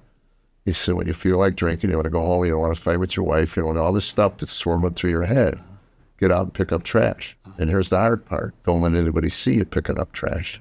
Because otherwise your ego will kick in and you'll think you're doing a good thing. Mm-hmm. You know? And I said, why would I do that? He goes, trust me. And the first time I did it, I got it. Yeah. It gets you out of this cesspool of and the spiral. Mm-hmm. Because we do have to, certainly the addicts do, you have this ritualistic routine that starts with a thought, and then one thought leads to another, and you finally throw your hands in here and go, hell. But honestly, I think we're in a world now where 100% people are addicts. Whether it's to your phone, whether it's to sex, whether it's to affirmation, whether it's to alcohol. Well, it goes to Postman. You read Neil Postman's book, Amusing Ourselves to Death. Yeah, where he said a lot of people are worried about Orwell, but it's Huxley. We're just going to get to the point where they'll just make us feel good. That's it. It's Band-Aids all the time. All the time. It's just a drip. Like Dr. K, have you read him? Dr. K, he's wrote like How to Raise Healthy Gamers or something. Okay. I heard him on Raise Healthy what? Raise Healthy Gamers. Gamers. I think that's what he said. Okay. I heard him on Modern Wisdom, and he's the reason I got a second phone to be like, I'm clocked out. Yep. And if this is a home phone, 2 people have that phone number. That's it. Right. And it took a couple months, but I had to put all these things in place to quit the It's a detox, yeah. Yeah. And he was talking about how prolific shower thoughts is on Reddit. Oh, yeah. And he was like, oh no, we have prolific thoughts all the time if you stop just bringing stuff in. Like you were talking about, just that there's this information issue where it's like, I don't know who I am. I am lonely all the time. This is the only space I think in my life besides church where I connect. No phone, no nothing. It's just like, here we are. I feel like I have to manufacture this in my home with my son. Well, because remember we talked about before you went up on stage for your first headline thing. And you got all the way down to, I don't think my material is funny enough. Yeah. If we got all the way down to it, I bet there's a voice in there that says, the best thing I could do for my son is to just kind of do this. Because I don't think I'm a good enough mom for that kid. Or I don't think I'm a good enough wife. Or I don't think I'm a good enough whatever daughter. I don't think. Yeah, it's always like, I'm not worth talking to. That's right. Yeah. And these machines, they just help us drown out that. And that's where the solution is. And so it's getting to that root question. What's that real question that I'm running from here? And a woman just this morning on my show, I did an episode before I came here, was asking like, how do I talk to my husband about sex? And as we got into it deeper and deeper and deeper, it was, I don't feel like I'm enough for him. And I was like, that right there is the question. Because you can go through some mechanics and I can talk to him and give him 5 ways to engage in this conversation and yada, yada, and that can be fun. The real question is, you got a guy in your house and you don't feel like he sees you, don't feel like he knows you. And so you're trying every way you can to try to get his attention. Have you sat down and said, I don't feel like you see me. I don't feel loved in this house. And she's like, oh, dude, I'm not going to say that. Well, that's the thing to say, right? And that's my favorite sidewalk journey with someone who struggled with addiction is like, what's that kid inside? What's that 9-year-old trying to protect you from still, man? It's just exhausting. Well, that's the word. It's exhausting. And one of the stories I wrote in my book was about, I was eating dinner one night. Now I'm long into recovery and got all the work that I could do. Said to my father, I had the impression he didn't like me very much growing up. Mm-hmm. And he said, you look like a frickin' freak. So I said, thank you. I was right. Yeah. I was right. You didn't like me. I mean, the bad thing would have been, oh, no, man. No, you're crazy. I loved you. I liked you. You were my favorite. And then you're inside going, wait a minute. I mean, I got all these mixed messages. Mm-hmm. It was like when we had our pastor in, and he had left his son on the bed, an infant baby, who rolled over and got brain damage. And it waited years for someone to go, it's your fault. Finally, someone said, you're right, it's your fault. Yeah. All the people were saying all the things they thought should be right. Oh, man, all these things, God's will, blah, blah, blah, blah. He said, I just wanted to hear it. Yeah. Oh, it's your fault. Your son is the way he is now because of your neglect, what you did. And to hear my father say that, it was like, actually, because some people go, oh, that's cruel. It's not cruel to me. That was honest. Yeah. And, and it validated. You're not crazy. That's it. You're not crazy. That's it. But most people would prefer to feel crazy than to actually do a thing, which I think is a lost art. And the church used to own, have a core on this market, is grief. Because there is a grieving, like my dad did not like me. Like that's not the way that's supposed to be. Right. And so I can do all this other stuff and I can feel crazy and have shower stories where, I mean, how many times do we have imaginary conversations with people that we'll never talk to in the real world? But like, every day. If I talk every day, if I see him, I'm going to let him. I say that's why I got drunk in the morning. Oh. It was crowd control. That's awesome. Yeah. Just quiet the noise. Just quiet it down. I got into, not Zens, but I got into those, it's not tobacco, but it's just the nicotine pouches. Yeah. And I said to my wife, this is probably 6 months ago, I said, I feel like I've been sitting in a stadium my whole life before the event starts when everyone's just talking. And I feel like everyone just got quiet all of a sudden. And I said, I feel like it makes me a better version of myself. And she goes, that means you're an addict. I was like, no, it doesn't. No, it doesn't. She goes, yeah, that's exactly what I mean. I was like, oh, no, yeah. I don't even know what I was telling you about. I tell you, the more I keep hearing about these nicotine pouches, I've never Can I tell you? nicotine my whole life. Magic. I'm ready. That's with Tucker, too. I wish it wasn't. It's magic. It's magic. Oh my gosh. For an ADHD brain, and there's some science on not the tobacco, but it goes back to what I was saying. It's like, Oh, don't get me stuck because I'm this close. And I got some in the car. I'll hook you up. At 69 years old. Hey, but here's the thing. You're in fourth quarter, man. You start throwing Hail Mary passes in fourth quarter, dude. You can Is that what I can do? You can have all kind of fun in fourth quarter. I can't wait to tell me that. Yeah. Oh my gosh. I always think about the ADHD and then I go down that, like I'll listen to Huberman and I'll be like, okay, Huberman, tell me again why Adderall's not really great at 35 because it's just like, it's kind of like, oh, I could be nice to focus. It works. Yeah. Until you have to up the dose and up the dose and up the dose. We're going to see him in a week. He's going to have 7 pouches. Well, that was No. and that was a story I told him about going into it. He goes, "We'll put you on Adderall." I said, "What's that?" He goes, "It's an amphetamine." Yes. Could you even read my phone? yeah, exactly. Crushing a month. You know, how did I go through a 30-day script in 3 days? Tell me that. One? Yeah. I said, I take 5 a leave. Sure, my stomach hurts, but my knees don't hurt. That's right. You're like, I wrote 4 new hours. All dosages are suggestions. Yeah. That's all they are. There's psychological steroids, and steroids work. And then over the long haul, steroids aren't massive amounts of anabolic steroids aren't good for you. It's the same thing. By the way, we're not saying get nicotine. To be fair to ChatGPT, in terms of using it as a tool, it has actually helped me a ton with my ADHD. What's that? ChatGPT. Yeah. I can put in all the things I want to accomplish, and it knows I have ADHD, so it'll kick out like an ADHD style schedule that includes breaks and like flow state focus times, and then suggestions on Holy cow. Say that again. Flow state focus times. Yeah.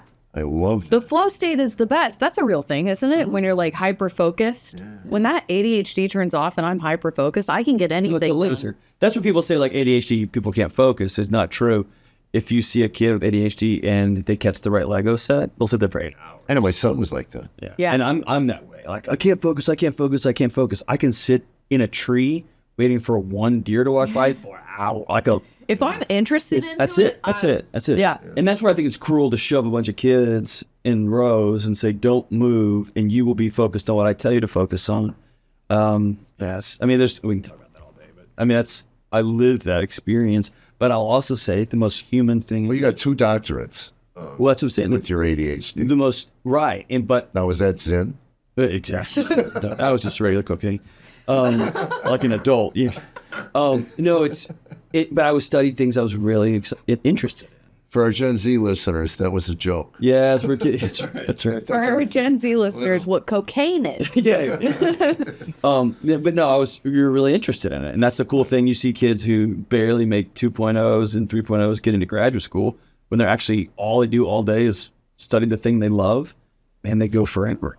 Well, that's actually my youngest wouldn't go to college because he said, I don't want to take all that other crap. Mm-hmm. Yeah. And so it's a struggle, but now he's a software engineer. Yeah. Fine. Growing up dyslexic and only going to 6th grade, this is like a real passion of mine, right?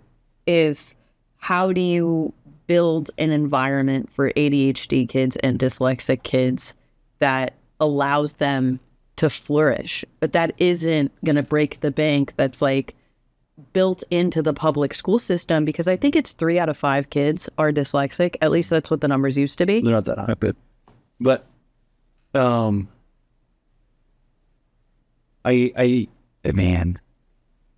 think there's just so many challenges. I think we pathologize so many things. We've said, if you can't read this book and come up with the theme and the setting and the main characters in this allotted time and get this score or this range of scores, that means you're dumb.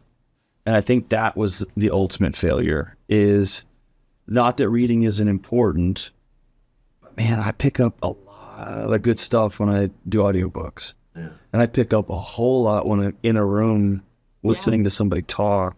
And I pick up a ton sitting in conversations with smart people. I remember a kid. I remember. I do better audibly. I listen to a lot of stuff online. And so I don't watch it. I listen to it. And I've got a buddy right now, man. He's doesn't work. He's doesn't have a job. He's about my age. He's one of my oldest friends on the planet. That guy can speak exclusively in movie quotes and old rock lyrics. I mean, we could have a long conversation, and my wife's like, "Oh, what's from a movie?" It's just like a. And so when the multiple intelligences finally came out, which was this big rev, like, oh, there's other ways people are smart. It was like, oh yeah, that guy's a savant. He just got stuck in a system and said, if you don't go here and you don't go here and don't go here, you're a failure. You're not even employable. And now I'm in a world where, I mean, that kind of mind is invaluable, right? Or we're about to be in a world where, I think it was Mike Rowe the other day was talking about, hey, we can bring all the manufacturing jobs back to America, whatever nonsense, but there's like 5 to 7 million unfilled manufacturing jobs right this second. And so until we get a group of men and women who want to work with their hands and know how to work with their hands and get paid for working with their hands, we can bring all the jobs back we want. And so teaching kids, hey, you may not be able to sit in a classroom for 17 hours, but when we yanked shop out and we yanked metal shop out and we yanked PE out and we yanked the arts out and said, you just do this and you just do this or you're dumb. I think we burned a generation of people into the ground. When we had our grandkids for about a month while my son was relocating, and we put them in schools. And again, we haven't been in school for 20 years. Yeah. Our kids were gone.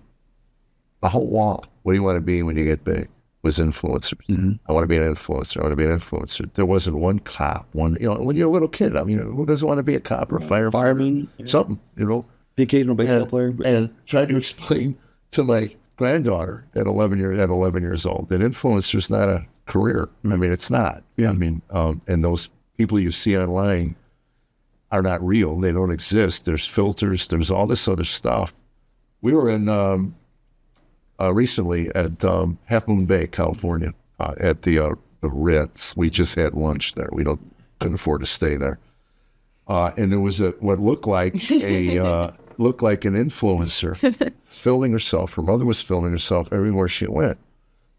And Tammy says, she's not even that attractive. I said, I bet you online she is. All filters and stuff. And I wanted to walk over. Tammy wouldn't let me. I wanted to walk over and ask, what's your Instagram? So, because I wanted to show Tammy what her pictures online, what she just shot look like in real time. And well, I mean, they've done some uncovering. There's planes.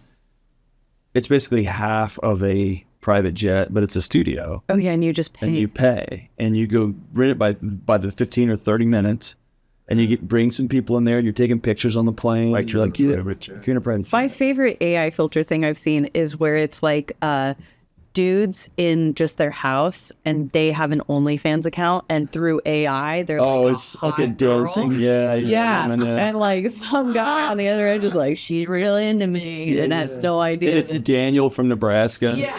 Well, we learned early on an AOL account, so that's how long ago it was. My wife got on chatting with some guy who reached out to her, so I got online and was chatting with him, and it got to the point where I had to fess up. Look, I'm not boxer girl. I'm Jeff. I am Batgirl. That was her thing. I am not Batgirl. I am Jeff. Yeah. I am Batgirl's husband. And he laid into me like, how dare you lead me on? And I read the threat. I didn't lead him on at all. Right. Nothing. But think about this. Think about how lonely of a world we've created for ourselves when that is the escape. Yeah. Yeah. And it goes back to that old C.S. Lewis quote, like, what's the definition of friendship? And I'm screwing it up, but the definition of friendship is, oh yeah, you too? Yeah. And that's gone from sitting at a table and being like, yeah, me too. Well, I made a distinction with my children early on in life. There's friends and there's acquaintances. I said, you're lucky if you get through life with 3 really good friends. Yeah. If you got those, man. I had a guy drive from Chicago, pull me out of the gutter in North Carolina. Yeah. That's a friend. Yeah. Dropped his work. He drove down there.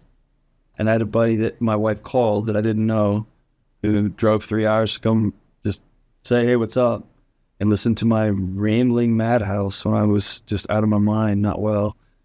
And he said, hey, all this stuff you're saying, he's a banker, right? So he's not known for his soft-spokenness, but he's like, all this stuff sounds crazy. You need to talk to somebody. You're not okay. And that was the very first time I thought, okay, maybe it's me, right? But it's a guy that got in a car and just drove, right? And I think that, yeah, so much, people always want to know, like, what's the big profound thing? Just shut up and show up. You may have heard me tell this story. I've told it several times, but the closest, like, embodiment of experiencing Jesus in real life was my wife had miscarriage 1 after my son was born, and miscarriage 2, and then the third pregnancy she had was an ectopic pregnancy, and it's when the egg gets fertilized in your fallopian tube, so it's not going to see it through, but you don't know until things start hurting real bad. Well, it ruptured, and that you'll bleed out, right?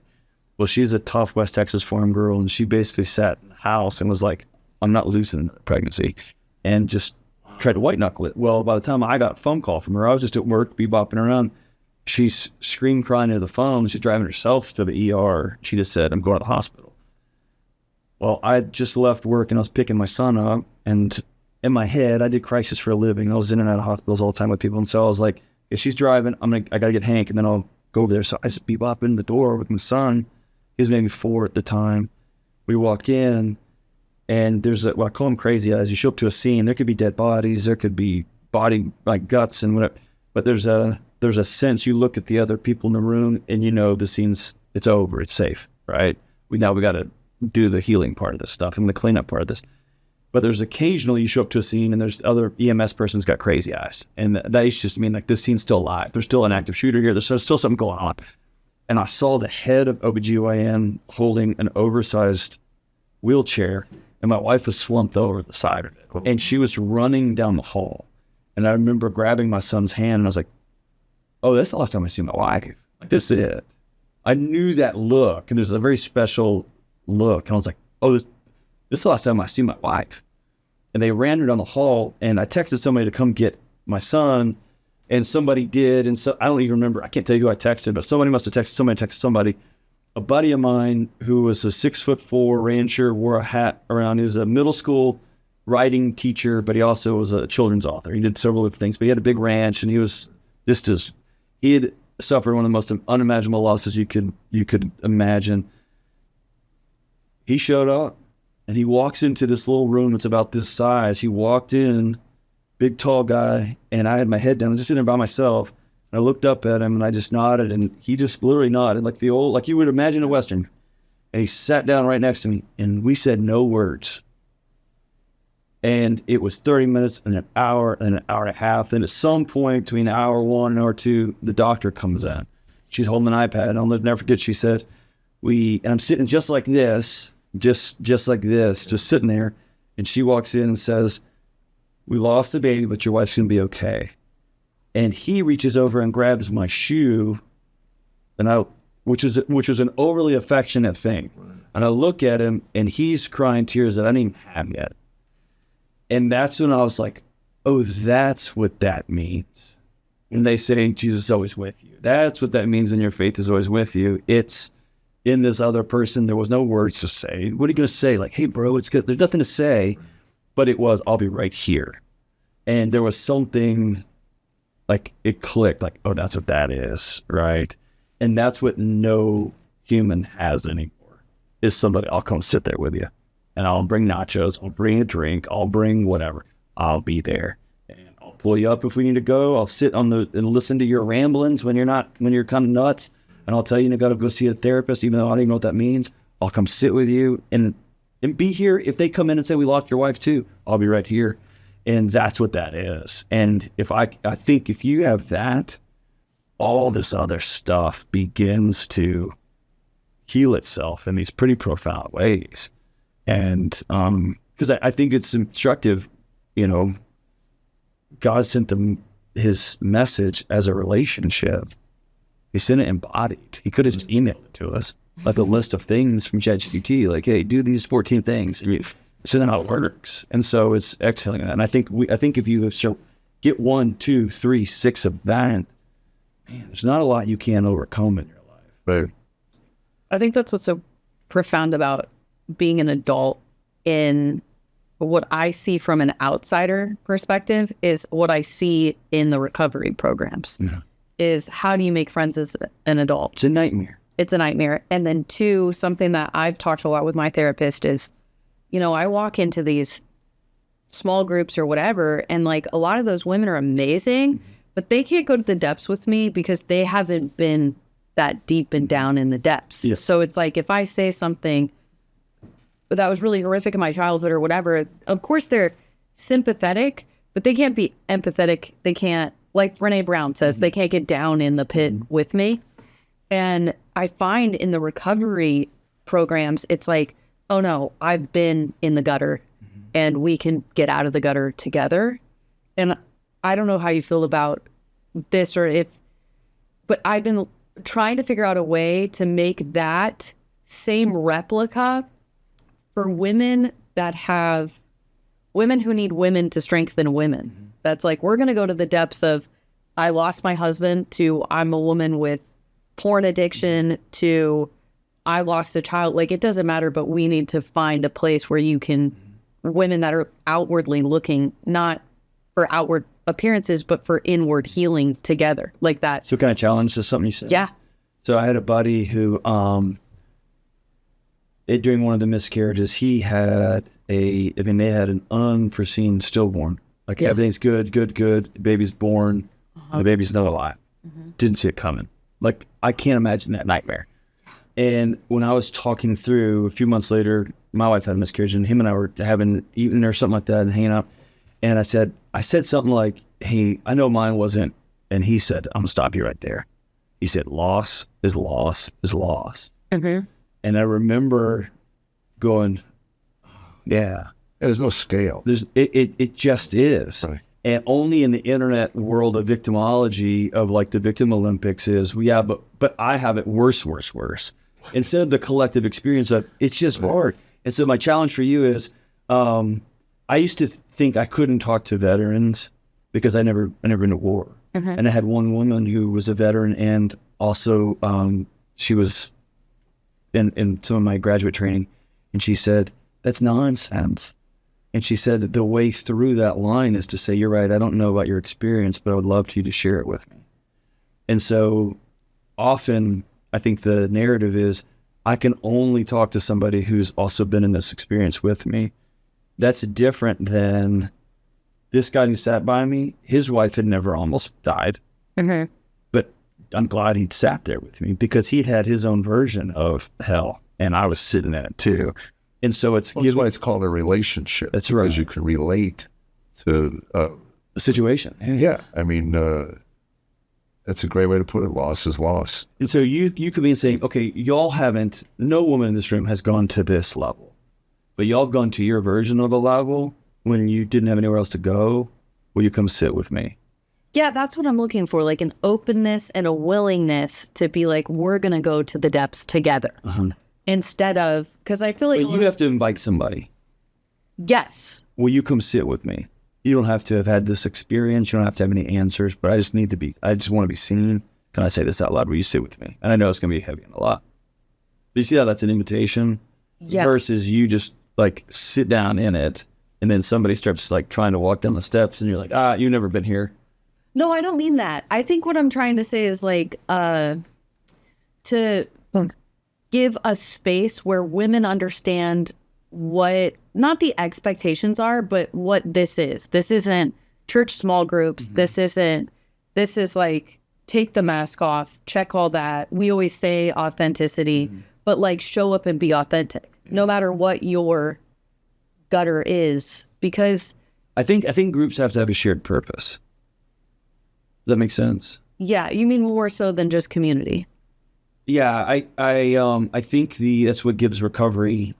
Like, everyone's striving for a thing. That's what the old softball league or the old church service or the old, like, I think a manufactured group, it might be good, but like a knitting group, or my wife is a part of writing groups that give each other feedback, but they also become really close friends and tight knit. I think having a group that did a thing and also that was part of it, I think that might be the ways there. Yeah. Yeah. I don't know. I wouldn't want to go to a group where it's just like, all right, we're just going to sit around and tell terrible things that happen. But also, I know with this guy that sat by me, we hunted together. We've made fun of each other. We've vehemently disagreed on politics stuff. We have done all these things. And so we had so many shared experiences so that when the big thing happened, it was all sit right here. And I think you have to have, I don't know, now that I'm saying this out loud, it never occurred to me till just now. I think I might be sitting in green rooms with comics that I don't know because I'm trying to make adult friends. And yeah, because you don't know where the space is. That's right. But I think it's on me, on all of us to put ourselves in situations where we're going to be around other people instead of just sitting behind a computer screen. There's a guy in town, Carlos Whitaker, says there's so much life on the other side of the screen. I think that might be it too. Like I'm looking for camaraderie. Well, that's where I'm at in my life. 5 months off during COVID, when I didn't work. It's the first time since I was 16. I was that long unemployed. And, the joke is, 30 days, and it's true. Tammy came to me and said, welcome home. You've not been home 30 consecutive days in the entirety of our marriage. And I said, that's not true. She goes, no, I've been waiting to say this. Holy cow. The joke was by day 45, both of us were on our iPads looking for lawyers. Right. It's like, I was stressed. Yeah. I was really stressed. Talk about uncomfortable. And my manager and I are talking, this can't go on 60 days. It can't. This country has to get back to work. Right. So by 3 months, I was settled in. I enjoyed it. I actually got to know my acquaintances at a deeper level. I was enjoying golfing with them, cutting up with them, and guys giving each other. I love trash talk. I love it more than anything. It's my favorite thing in the world. And I would come home. Tammy even said, she goes, you just walk differently. Yeah. And then 5 months I went back to work. I did 2 shows in Texas, I think. Came home and told her if we had the money, I think I'd retire. Yeah. I love what I do, but I really loved those experiences. Yeah. So there's a balance in there, I think, between work and I'm in a process right now of taking my first voluntary month off of work. Yeah. And it's frightening. Have you backfilled it with time with buddies? Well, not yet.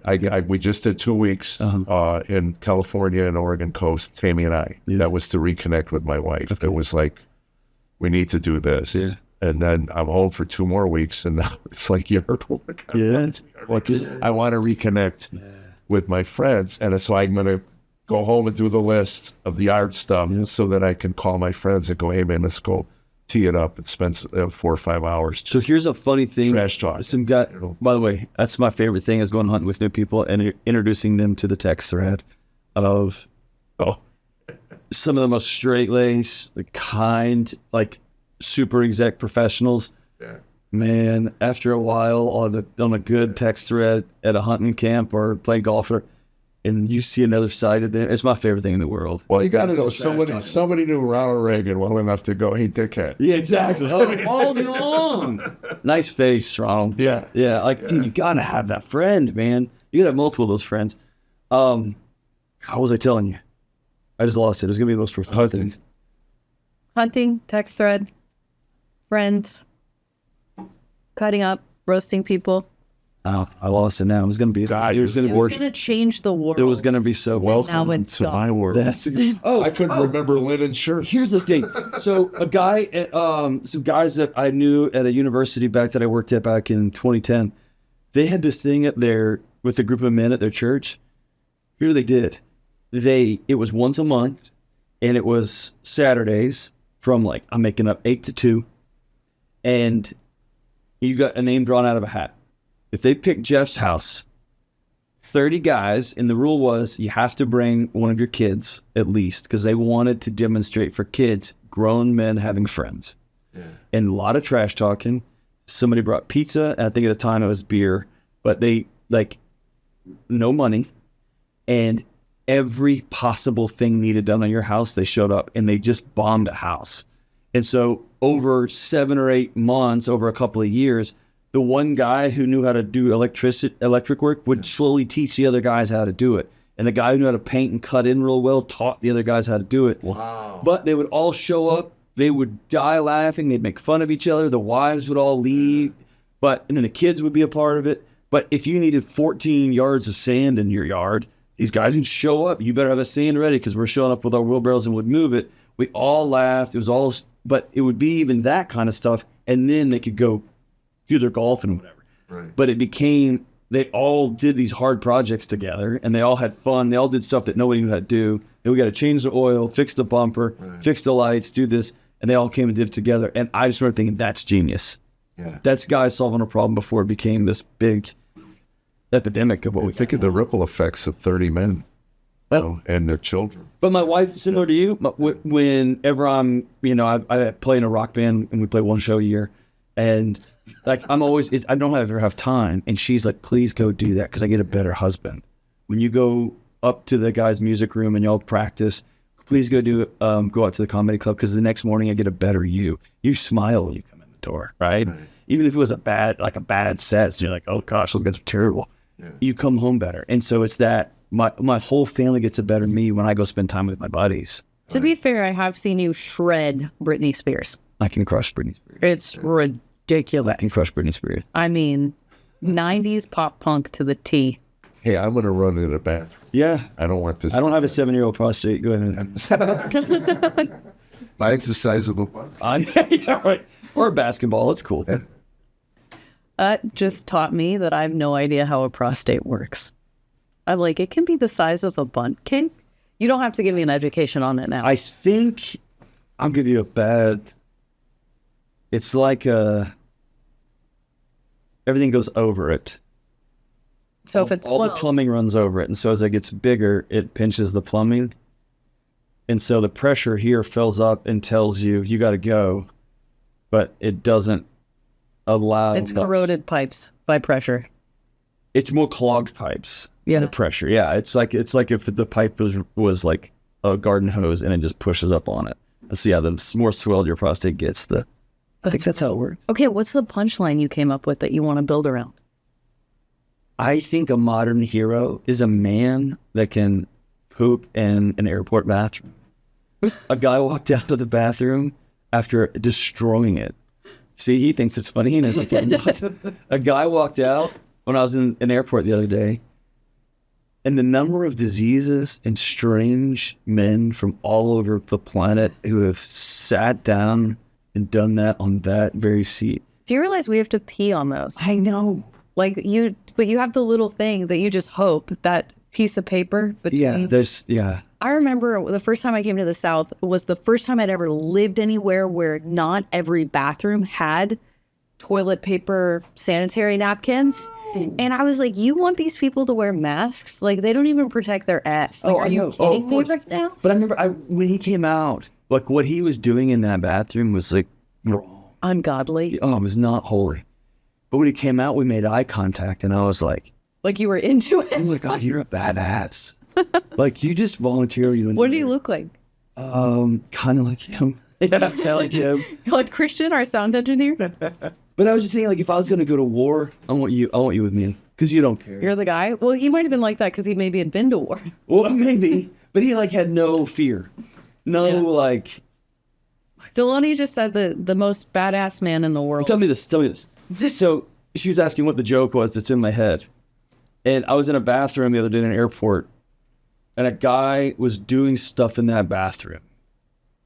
Like like no airport bathroom smells good, but the smell coming out of that stall was like, wow. Like, yeah.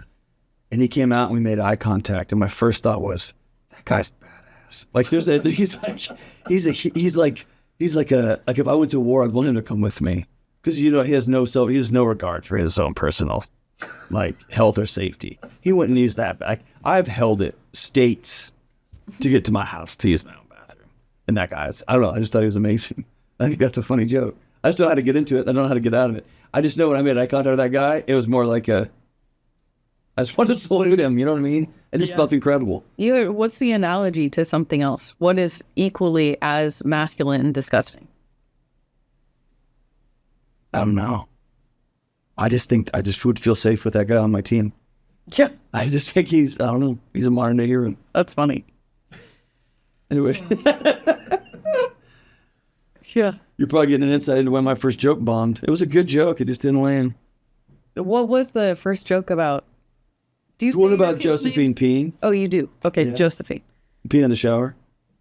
Okay. That time Sheila told us, like, I have 3 rules. We shared one bathroom here in Nashville when we first moved here. My wife came out and just firebombing. She was like, family meeting now. She never does that. She's like a walking Xanax. And she was like, no more reading in the bathroom. And my son was like, ugh. He had just gotten Calvin and Hobbes, and he was always reading Calvin and Hobbes in the bathroom.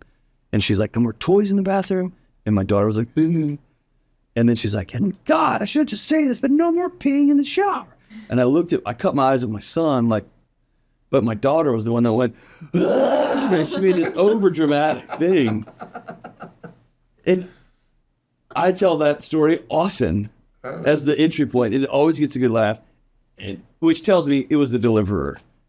I know I was an exhausted, fried mess after being on the road for 2 months, and I was like, I don't know. I was just trying to huckster, and I just didn't go sit on a stool and be like, Well, dude. we're already disarmed because we're in here. We're already laughing. We're already warmed up. But when you go into new material, like you have to disarm them I to know didn't do a little that. bit of I who didn't do that. and you have to connect. That's right, real quick. And when I get tired, I have too many words, and I start telling too much extraneous information, and I become hard to follow.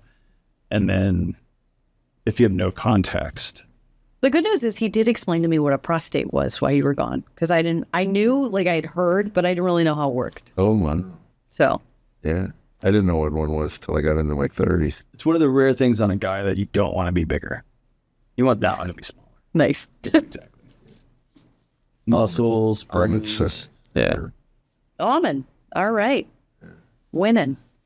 Okay, so what's next for John Delony? Are you working on another book? Are you going to quit and you're doing a Netflix special? No. Hey, do y'all have that? Is that a dream? Netflix special? Yeah.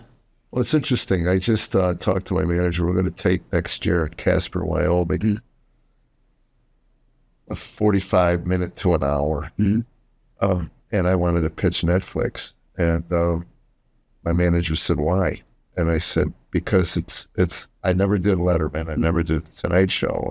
And now I'm one of 9 people in America that hasn't done a Netflix special. And he sends me the whole breakdown of what they pay now. That's nothing. Not a lot of money, and they own you for 2 years. We can do a lot better on YouTube. We can do a lot better on whatever. And I said, at my point in my life, I just want to have a Netflix special. Yeah, dude. I think it would put more rear ends in the seats. That would introduce me to millions of people who never heard of me, never saw me off a dry bar or whatever. There were those sides of it that I pointed out, but it's not a driving thing in my life. I don't wake up in the morning and think, wait, not any closer to my Netflix special. Yeah. We'll tape it. We'll see what we do with it. If it's good, we'll find a platform for it. Yeah. But for me, more than anything, it's going to be the best of stuff I've got, and it's for my grandkids. That's awesome. I like that. My grandkids saw me at the factory over on Valentine's Day, and how about you're not funny? I love it. I love it. Yeah. You know, I got guys in my. We're talking about men. You know, like my buddy Kellogg just rips me to shreds. I did the toast at my son's rehearsal dinner, right? So everybody, you know, it was at a small Italian restaurant and like that. So like 5 minutes later, a waiter comes over and he said, Kellogg wanted me to tell you that strange noise you heard was called applause. It's normal. Don't be frightened. It was like, I went back to the kitchen. I thanked him, man. I said, maybe laugh. Do you have a dream of that? Stand up anymore? Uh-huh. No, my dream is to, like, Lenny, Jeff's manager, always jokes, like, Jeff does stand up so he can pay for golf. My long-term goal is something like this that helps other people in some sort of way and is like a platform where I can use my quirks and gifts. But realistically, I just want something that puts food on the table that I can disappear and just be a nun on a hill in a cave somewhere. Not a lot of caves on hills, but I get what you're saying. Yeah. Yes, that's the dream. It's just like, how can I be in the world as much as I need to be, but really just start to disappear. Yeah. You're an odd business. Yeah. To disappear. I know, it's tough because it's like, I feel like I'm gifted in this specific way, but what I really yearn for is just to be a mom and go to church. Yeah. And it seems like that's going to make me tear up. That's completely unobtainable. So it's like utilizing this the best way I can to serve and glorify God, to hopefully someday get to the point where I get to just sit in the presence of God. So it's almost like you got handed 10 talents and just wanted 2. And then I had a counseling professor that I was like, I was getting out of higher ed, and she said, "What are you going to go do?" And I said, "Oh, dude, I'm getting out of all this mess." I was wearing a tie. I was a dean of students at some school, and I was like, "I'm getting out of this mess. I'm going to go be a small town therapist and have a little storefront." And she got up like it came, and I remember she was much shorter than me, and she put her finger. She said, "You don't get to do that." And she's like, "They won't listen to me. They'll listen to you. You're going to die in a boardroom, and that's your they'll hear you." And I remember going home and being like, I think that sounds right. Like, I don't get to cash out. Yeah. And not that means that there's some big, great platform, but it's like, you don't get to just not go to the front lines of whatever battle you're called to. And yeah, you got to go. Yeah, it's so true. And it's like this old man fighting the new man. And it's like, I don't want the accolades anymore. I needed that so bad. And then I realized, if I have this many followers, if I get my name on Zanies, then I'll be happy. And then it was like that by God's like mercy, I witnessed all of those things in a really short amount of time. And I was like, oh, this did not make me any happier. Yeah. But what makes me so happy is the lady that's like, my daughter lives in California and she's so far away and we share your videos back and forth. Or when I was became a conduit. Yeah, that kind of stuff. And it's like, well, how do I use these gifts and talents, but in the same coin, lose pride and ego and all that? And it's like, it's a difficult, I'm still working on it. If you're honest about sitting with hurting people, your ego goes away real fast because you realize saying the right thing never works. Yeah. It's just being present with somebody. Yeah. And hearing that, it's your buddy saying, here's the trash sacks, dude. You want to get well? Yeah. Go do that. Yeah, it's getting well is proactive. It's an action. Yeah, hope is an action. Yeah, and you're as sick as your secrets. These are all bumper sticker cliches, but they're cliches for a reason because they're powerful. They used to be confession was not based on tell me all the things you did wrong. Tammy said something to me recently. She said maybe the Catholics had it right with the confessional. But I mean, but there's something to that. It was all about the stuff that you were experiencing. It wasn't just all the bad stuff you did. Right. It was a way. Well, that's my first sponsor. My first 4th step was this self-flagellating 5-page dig into all the crap that I did in my life. And he goes, "So you did not one decent thing your entire life." What do you mean? And he goes, "This isn't a puke fest. You don't get to dump all your crap on my lap. Yeah. So he goes, "Go home," and that's when I realized how broken I was. I could not honestly think of one decent thing about me as a human being. Okay, can I tell you something that my therapist in town did? I don't know if I told you this. So being my therapist would be hard. I get that. And for a number of reasons, I'm pretty annoying. And only weird when she wears your shirt. Exactly. Yeah, super. But she, one day during session, she goes, okay, y'all got to understand, in my head, I remember her golf clapping me. Although knowing her, I can't imagine she did that. So I want to just put that out there. But there was a sense of like, wow. And I was like, what? And she goes, I've been wondering, and I'm right. You are smarter than me. And I was like, okay. And she said, no, really. You've read more than I have. You have an answer for everything. You've got 2 doctorates. And I just have, like, you're smarter than me. And she goes, so next time you come to therapy, what we're going to do is we are not going to talk. we're just going to sit and we're going to go through some breathing stuff. And I said, since I'm so much smarter than you, I know that therapy is when we talk. And she said this. She goes, oh, you have all the answers, but you can't sit in my presence and feel like you're okay. And I was flipping her off, but I was sitting on my hands, right? And she said, do this for me. She said, make a fist and put it in your chest. And I did. And she said, say, I love this guy. I did that this morning driving here. Because you told that woman on the call. She said, I want you to put not do it. Really? I sat in the car and I got choked up. I couldn't do it, dude. I love this guy. She's like, and she's gentle, and she's like, I'll just be here. And I was like, okay. She goes, just do it. And I said, I could not do it in front of her. And I wondered if the girl did it. I mean, did it? She said it, but I wondered if because she was so obviously full of self-loathing. Yeah. Are you at a place now where you can do it? Yeah. But it's a practice that you. Well, the guy that mentored me said, you need to smile. Yeah. And what do you mean? He goes, you're a big guy, you're on stage, and you're angry. You scare people. You just need to let people know you're kidding. Yeah. So anyway, I did one of those new age things where I'm standing in front of my mirror, and I went, I couldn't smile. Yeah. And it was a work. It's a practice. And I'd go, this is crap, this is BS, and I'd walk away.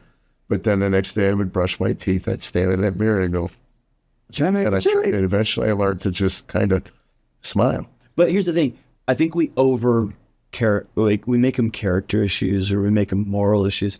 I think so much of the challenge we have, talking to your kids, like listening to your spouse, whatever, I think so much of that is just we're out of practice. Yeah. And if you just practice some of these things, it sounds silly. I'm going to practice for 5 minutes, my phone down, just listening to my wife talk. I'm not saying anything, not trying to fix anything. I'm just going to practice it. And I'm going to feel every time I'm like, just tell your boss, you can't. I'm going to practice. Well, my wife and I live alone. Yeah. I mean, I'm on the road, at least half the year. Mm. So 50% of our time, we are alone. Yeah. And I've told people, not many couples could make 40 years living the life we've lived. Yeah. There's a reason she enjoys her time. I enjoy my time. Mm-hmm. Balance is trying to figure out. But you're right. When you get back together, we got back last night after 2 weeks of vacation, which was not real. That's not a real life. We get back to real life, and then this house is a mess. Next time, and all of that stuff comes back instantly. In me, It's like I want to get out. I don't want to be around to hear. That's right. There's probably a 10-year-old in there going, he doesn't like me. Right. You know what I mean? Yeah. And it's like that. No, she likes me. She loves me. And I found out, after being married, there's probably 10 years, maybe 15 years, especially when you have kids, there's that golden hour, like when the last kid's finally asleep before you both just collapse. And I was like, oh yeah, hour. Well, then she would always just put the last kid down and I'd be like, mm-hmm. And then she'd go clean up the kitchen. And for years, I took that so personal, like, oh, she would rather be doing that than be with this. And what I didn't realize, she was Dr. Delony way before me. She's smarter than me. She's a brilliant woman. Didn't matter. She had a story inside of her chest that was, a good wife has a kitchen that looks like this. And I didn't know that machine was running all the time. And I had a story inside of me that a woman loves you only if fill in the blank. Right. And so once we finally were on the brink of, are we calling this thing? And we were trying to build it back brick by brick. It was, hey, why do you choose the kitchen over me? And she's like, I can't focus on anything other than you're not a good wife. You're not a good wife. And I was like, well, good, come on, I'll go clean the kitchen. You know what I mean? So it may be she gets home and her husband's finally home and she's seeing it with new eyes. Oh, this house is a pigsty and I got to put it on you because that's a heavy burden to carry. I let him down. You know what I mean? Who knows all these stories? Oh, I know exactly. That's Tam to a heartbeat. Because we have daughter-in-laws that don't think that. And the few times that we've been invited to sit in their house, it's all Tammy could do to not clean. Yeah. I mean, and I after 40 years, I understand it. Yeah. And last night was no exception. Yeah. She rips the couch cushions off. Ross Pearson? No, Tammy? it's Tammy. knows. But the couch, all the couch covers are off. Basement, the laundry's out of the. She cannot sit down and enjoy dinner. Yeah. Can enjoy anything until that is done. Right. And after 40 years, you'd think I'd get over it and understand it.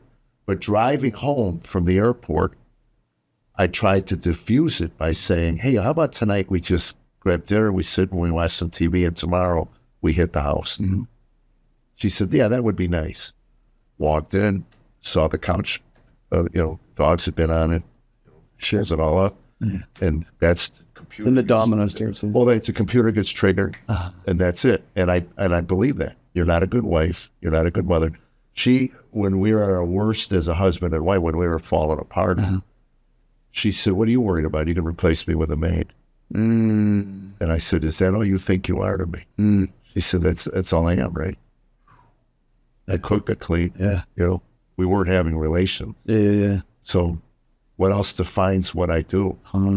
And to sit alone as a man in a hotel room and think about that's what your wife thinks that you think of her, that's on me. Yeah. That's not on her. Yeah. So what am I not doing to validate? Yeah. So I started thanking her, which I never did, Yep. for doing the laundry. Thank you for what you do. Thank you. I appreciate, my God, this place looks beautiful. Thank you. And you realize that most men would probably be, if they have a house, it's a house. Yeah. And literally there's something to having a home. You've been in our house. Yeah. It screams her. Everything about it is her. And I had to learn, because I was raised by a father that never said anything like that to me. Yeah. I didn't realize how much my father loved my mother until she was dying of ovarian cancer. And I watched the way he treated her, doted on her. Yeah. On every, it's kind of funny at times she'd get up, like she'd shift in a chair. My father would stumble out of his chair. He had arthritis, and she'd go, Jack, I'm shifting my ass. I'm trying to get comfortable. But, you're only taught what you're taught. That's right. And then to watch my sons, certainly my oldest son, I'm a little more involved in their life than my youngest son. But to see the man that he's become and the kind of husband and father he is, despite me, is heartwarming. Yeah. And I told him. You tell him good. All the time. I said, son, I'm so proud of the man you've become. Yeah. Those words are gold. Well, yeah. I remember my father told me I was a funny guy. I was like 10 years into comedy. He goes, man, you're actually funny. And I got home and crawled into bed and told Tam I got it. She says, what? I said, approval. Yeah, that's right. She goes, are you home now? I go, no. It's about 35 years too late. I remember telling my wife, when things were unraveling, I remember saying, like, will you just say the words, I'm proud of you? And she was like, look at this world. Like, of course I'm proud of you. And I was like, I know. I'm embarrassed to say this as a grown Texas male. Will you just, because all of this I do it for you. Will you just say those words? And she's like, I didn't know. Yes. Yeah, Tam just started about 3 or 4 years ago. Yeah. The saying thank you. She goes, and this whole trip, I never golf on our vacation. Yes. This one was all about me and golf. Yeah.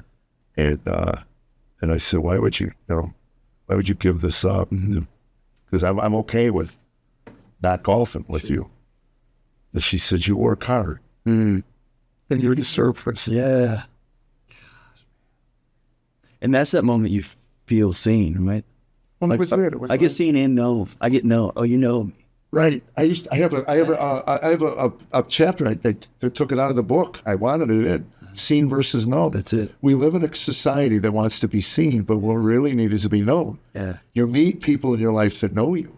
And here's the thing. And this whole Instagram society and Facebook society is about, I'm being seen by all these people, but nobody knows me. Right. And especially if you have to lie about who you are. And it's one thing I've always said about the Facebook. I mean, the comedy's one thing, but if I'm posting a video, and Tammy pointed it out to me, she said, just so you know, because I know you don't really pay attention to your stuff, your faith posts, stuff that you post about your faith and your honesty and all of this, outviews your comedy 10 to 1. Oh, yeah. Oh, Just so you know. oh yeah, yeah. People want to know you, Yes. you know, and Yes. I mean, it's like, really, I never even paid attention to that. And again, because we talk about, she does some work with my stuff now, and it's like, who cares what I'm eating? No, yeah. I don't even want to know people who think, oh, well, God, he's eating a cheeseburger. Right. But there's that. I think the fundamental question that it makes us human is, do you know me and do you still love me? Right. And there's something about like, I know you love golf and I want to do this. Like, yeah, I know you, I know all about you and I love you anyway, let's go. And there's something just, it's like that welcome home, right? It took me 4 rounds, maybe on this trip, where I wasn't constantly thinking about what's she doing? Why does she, I mean, what? This is so long. I'm out here so long. It's 5 hours. I'll only do 9. I'll come back, and by the time we got to Monterey, and I called her, I was on like the 4th or 5th hole. I said, "Are you doing all right?" She goes, "Jump this hotel." I said, "What are you doing?" She goes, "I'm just sitting on my deck looking at the ocean." Yeah. "Thank you." Yeah. I go, "You happy?" She goes, It's beside yourself. "We do it for them." That's right. That's right. And when both people in a marriage can realize each other's doing it for each other, I think that's when you exhale finally. Yeah. Phew, that's tough. Yeah. Well, this is turning into an Oprah thing. Actually, look under your chair. Are you gonna give me a car? Give me a car. Really? Me too. You didn't answer though. What's next for you? Are you working on a new book? Or you wanna talk about it? I got it's just me being honest. One of my clinical diagnostics is OCD from back in the day, and so I tend to loop on stuff. And somebody asked me in a signing line maybe a year and a half ago, 2 years ago, in Los Angeles, I think, is marriage still worth it? And I started just on a spiel I have about like, me and my wife, she goes, no, I know it worked out for you guys. Is it still worth it? We still need it. Wow. And I looked at her and it kind of broke that, that wall. You're taking pictures. It's the meet and greet line wall. And I looked at her and I said, I'm embarrassed to say this. I don't have a good answer for you. Like, I think it is, but I didn't have any data. I didn't have any scientific stuff. I didn't have any financials. I didn't have any info. And so I just looped and looped and looped and looped. And then I was like, is there any reason for me to be married? I mean, I got it pretty good, but I mean, like... I think we're wired for it because you get guys that have been married 5 times. Yeah. Even after 4, they'd go, look, I'm not married. I'm not the married guy. Well, the question I always want to look at is not what people think. I always want to know what people who don't have to do. And the people in our society that financially don't need it to survive, and on male or female, they'll go get married. And so that was like one unmarried friend. That was the light bulb number 68, never been married. Yeah. That's only one. Yeah. And this isn't because we seek out people that are married to be friends with. But anyway, I got haunted by it. And so I'm slowly working on a book on marriage. I don't know if books will still be a thing in the next 18 months. We'll see. But wrapping my head around it. And then we have it's an app, but it's real simple. I think marriages can be broken down. Any romantic relationships can be broken down into a series of just steps, man. And so I think we over dramatize it a lot. Like we make it so big, and really it's like, you just find one chore and do that today. Just do one chore and don't ask for praise. It's almost very 12 step. You're like, well, it's the trash bag. Just do something. Sunday night, just sit down and say, what's our budget this month? Yeah. The Gottmans have some research about beneath finances, beneath religion, beneath all these other things, the thing that makes married couples successful is, are you friends? That's it. Yeah. And whenever I read that, I remember laughing because I've got buddies that are like, so unkempt and they're disasters and they like swear too much or there was like cans out everywhere. Not one time have I ever left their presence and driven home and been like, what are they trying to tell me about our friendship? Not one time. They're just my friends. They're my friends. They'll lay in traffic for me. And then I drive into my house and there's towels on the floor. And I'm like, what is my wife trying to tell me about our marriage? Like, it's so stupid. She's my friend. I'm going to pick up the towels. I'm going to pick up the towels. And if there's a thing that bothers me so much, right? And pick any of the big ones, right? Like you're struggling with addiction or you're like infidelity, whatever. Then I need to sit down with my friend and say, hey, I'm going to use I words, that I feel this, not you. I feel this. But like, man, beyond, I think we over sensationalize so much of it. Well, it's information overload. It is. Yeah, and again, my parents' generation, your dad's generation,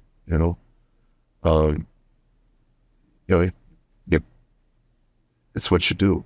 I mean, that's my dad said that 1,000 times. You should do. Why did you, it's what you do. You put a roof over their head, put clothes on their back. And my father told me, he goes, I thought that would be enough. I didn't get into all this touchy-feely crap, and But then when you go talk to World War II vets who see the resources now, they'll just start sobbing and say, I want to talk to you. Well, I did it, right? So it's both and. Well, it is. Both and. It is. I saw an interview with a Japanese businessman years ago, and they said, what would your father in Japan say if you told him you loved him? He said, my father in Japan would say, I've been in America too long. Oh, yeah. Yeah. And so there are cultures that these wounds are just, you learn to live with them, and you learn to bury them. And that's why men die younger, right? That's it. That's right. And so I think the modern man needs to still learn how to do stuff. And I think we've gone the other way as well. I mean, see it in the American Idol. Someone needs to tell this kid he can't. That's right. You got to do a job. You got to do a job. Yeah, right. You said that if books would still be a thing, like AI would take that over. Is that the fear? Yeah, I guess it's harder and harder. I remember before I left one of the universities I worked at, they were working on some big $50 or $75 million package to put new Wi-Fi in the football stadiums because kids couldn't sit for 4 hours watching a football game. They couldn't sit there. Wow. And so it's less about, you can Google the stuff and find out, like, give me the 14 points, the statistics on marriage. You can ChatGPT that, right? You could Google that before. The real question is someone going to have the attention span to sit down and read a book all the way through? Like right now, my books are 1-for-1. My latest book is almost 1-for-1 hardback to audiobook. And I think that's something for me to be cognizant of. But I personally write to Do you read your own books? No, I write them. I mean, I write every word of them. And so I don't go back and read them. Oh, for audiobook? Oh, yeah. Absolutely, yeah, that's me. Yeah. And I haven't read my book since I read it for audiobook. Yeah. Because I'd hate to use this like dark language, but I feel like you're like, oh, will books still be a thing? Maybe, but John Delony will still be a thing? That's right. Like, I don't think AI is going to delete cult leaders, charisma cells. Sure. People are like, Delony said this. People follow people, yeah. And so I think for me, like, I've got the data. I need to work it out in my head. And really, the way I approached the Non-Anxious Life book, the way I approached the book before that was kind of what you just mentioned. Like, I want my kids to have an insight into their dad and how I felt about things, how my head worked on things.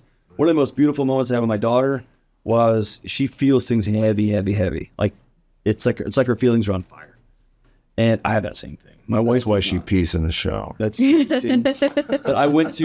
I sat down with her on her bed one day after trying all my dad's stuff. Yeah. And I said, hey, listen, you and I have the exact same head. God gave us the same head, which means we feel everything bigger than it really is sometimes.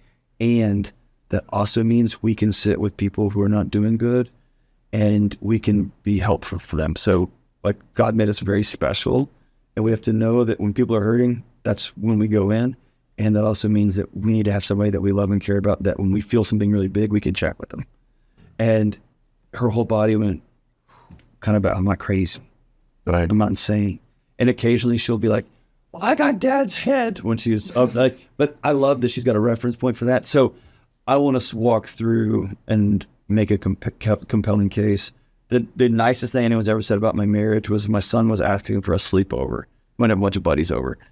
And I was like, no, you need to come, not coming over this weekend. It's not a good weekend, back and forth. And he said, you get to spend the night with your best friend all the time. And I was like, that was the nicest thing about my marriage. Wow. So that's what he's picked up, is that me and his mom are ride or die. And so for me, it's making a compelling case that I can write down and put on paper for my kids. Like, this is why this is important. And the whole world's going to tell you it's not. This is why this is important. So you came close to split now. So the funny joke about that is, on stage, my wife came out on stage one time with me and did a Q&A for an audience. And I was telling the story about the time that we sat across each other and said, are we going to stay married? And she was like, one time, we did that like 5 times. And I was like, I guess we're going to tell this audience about all of them, right? But yeah, there was one big one when like the marriages we have, but doesn't it's that over. But doesn't that, because we were literally 10 minutes from filing divorce papers. We had them filled out, notarized. She changed. We went home. Yeah. We look now and think, what could possibly be so bad and catastrophic outside of infidelity? I think. I mean, we even went through that. So, and again, it is that whatever doesn't kill you makes you stronger. But I think that bond gets stronger when you come to the brink, and then you know what? We're going to stick this out. We're going to figure this out. We're going to make this work. And I think the culture we live in today is so disposable. Just we're done. On to the next. You're supposed to make me feel good my entire life. And if you don't, then you're not doing your job, and I need to find another. Right. And or you say something stupid like, it ran its course.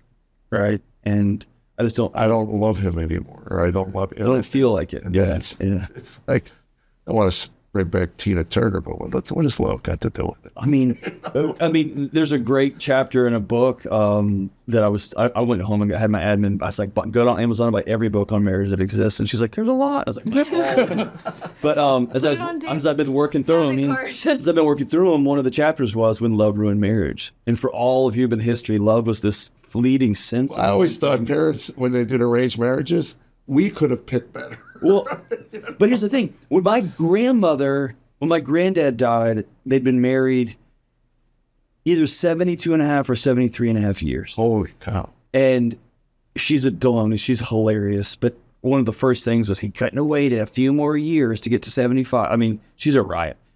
But she lost half of a lung, and she lost a leg and an arm. And it was like, oh, y'all are soulmates, but only in the rearview mirror. You had to go through 3/4 of a century of awful stuff, and a grandkid that died, and kids and this, and all this stuff, and the Vietnam War, and the Korean War, and the Depression, all this stuff, to then go, I can't breathe, you're out of here. And now we try to reverse engineer it and try to find your soulmate first, and it doesn't work that way. Right. You only lose half yourself after you've done this much of your life with somebody. Right. And so, yeah, I mean, we got up on the edge. My wife said something recently when we had gotten squashed on something, and I didn't have the immediate path back. And she said, I know we'll find our way back because we have before. And I think you can look at yet another challenge, right? Or another issue, or another you didn't say this right, or another you hurt my feelings as a final straw, or you can look at it as, no, we've got a roadmap. Right. We've been there, right? And we've got a roadmap back. Well, last night we got into a minor spat that would have sent us in a tailspin for 3 days. But the sun's going to... And it was over within an hour. That's right. That's right. Yeah. We were laughing by the time we went to bed. Yeah. And it's, and to me, that's a noticeable growth in both of us. That's right. To the ability to just let it go. Yeah. You know. And, I had a funny thing. It was about 3 years ago. I was doing podcasts, and it was the most strange phone call I ever made to my wife. I called her on the way home from some event, and I said, "Hey, are you sitting down?" She's like, "Oh God, what now?" I said, "Just sit down for a second." And she said, "Okay." And I said, "I'm never gonna leave." She said, "What?" And I said, "I'm never leaving you." And I said, "So if you cheat on me, don't embarrass me, and don't do it with any of my friends, and don't like..." And she's like, "What are you talking about?" And I said, I'll tell you when I get home. I seemed to say that out loud. And we got home. I said, I didn't realize that for 15 years, I was going down the highway of our marriage, and I always had an off ramp. I always had but if she fill in the fill in the blank. And it wasn't until I was like, you know what? There's not an off ramp. Right. I'm putting both feet in this boat, and I'm not going to get off. Well, I've told Tam 1,000 times, if you want me out, I'm just moving to the basement. That's what, I ain't going far. That's what Dave always says. He always said his wife, if you leave me, I'm going with you. So, well, that's it. We're locked in, babe. Till death do us part. And it sounds insane now, right? It sounds crazy, but I don't know. And so 15 years, how long have you been married? 23. 23. Yeah, a long time. Yeah. Long time. Yeah, and you're 40, so half your life. Yeah. I think we crossed that line a couple of years ago where I've been either dating or married her longer than I haven't been, which is a weird. Yeah, I was married at 30, so I'm almost 70, so almost 40 years. And yeah, it's you're right, a long. It's a long, yeah, my dad died when my mother died. He lived another 3 years, and he died. Yeah, when she was gone. And from my perspective as his son, the way he treated her, again, you don't understand the dynamics of a marriage unless you're actually in your own marriage. As an outside observer, as someone who lived it, seeing the way, again, the last 4 years of her life as she went through ovarian cancer and what she meant to him was like eye-opening. It was like, holy cow. And I did say to him, I said, thank you for showing me how to treat a wife. And he had no idea what I was talking about. No. But I just, holy cow. Yeah. I didn't know. I hope mom knew. I really do. I hope my mother knew her whole life that he loved her more than life itself. Than life itself. Yeah. And maybe it helps sometimes to let the kids see it. And I think you're right, that your son, to be able to see that. Or read it. That's a powerful thing. It's not just saying, I love your mother, and then watching the way you treat her. Right. And, because my dad, all the time, told us how much he loved I loved your mother, but it was like, the kids don't listen, they watch you. Right. Why'd you say the things you say? Kids watch you. Yeah. Yeah, absolutely. Yeah. You could say this all day long, but what did you do? Yeah, I was my dad in the first 5 years of my marriage. Of course. That's what we know, right? And that's what almost ended it. That's what we know. She wasn't going to.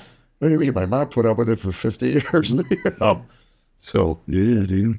Speaking of Delony's wife, I'm reading her book right now. She's an author as well. She wrote fiction, and I'm really enjoying it. Yeah, she's awesome. I know nothing about West Texas life in. Well, we need to get her in here. In the Dust Bowl. Her in here. Yeah, she's to have the other side of the Delony story. She's way smarter than me, man. Yeah. West Texas. Mm-hmm. So that's San El Paso, Lubbock. Yeah. Oh, out there, Midland. That is in the middle of nowhere. Yeah. El Paso is western Texas. I think most people don't realize how big Texas is. Yeah. West Texas. Yeah, there's West Texas, and there's even Western Texas. One of my last speeding tickets was coming out of El Paso. I was doing 90, and the cop did a U-turn, and he pulled me over, and I went, really? I said, first thing I said to the cop, I went, really? Come on. He goes, hey, I was going home, and then you just happened to come by. I go, I didn't even slow down because this is Texas. That's right. It's only 90, Oh, my gosh. Did you get the new truck? I did. Congrats. He's been waiting for this How many years has the Tundra been in the making? Probably 30 years, 20 years since they first announced it. But I'll tell you, like the growing up in a house where money was really scarce. Yeah. I mean, when I came home, I said, I'm not asking you to laugh at me. I'm being serious right now. And I asked my wife to hold my hands. I said, tell me I'm a good man. Tell me I'm not a bad man. And I think she first thought I was kidding, and she realized I wasn't. Like, it was hard. I've never bought something, like, because I screw up, you buy it for you. Make sure your wife got the nice thing. Make sure your kids are taken care of. And there's always, people who buy cars, they're just, you need to be, and it's just those stories in there, and, Well, I bought my first brand new car. It's not even brand new. It's $3,000. In 06. That's so Ramsey. You still got it? So no, we ran 300,000 miles. There you go. Yeah. And then I listened to Ramsey, and I buy a 2-3-year-old car. That's cool. And I just picked up probably the most expensive car I've ever purchased in my life. Yeah. And I'm still driving around full of guilt.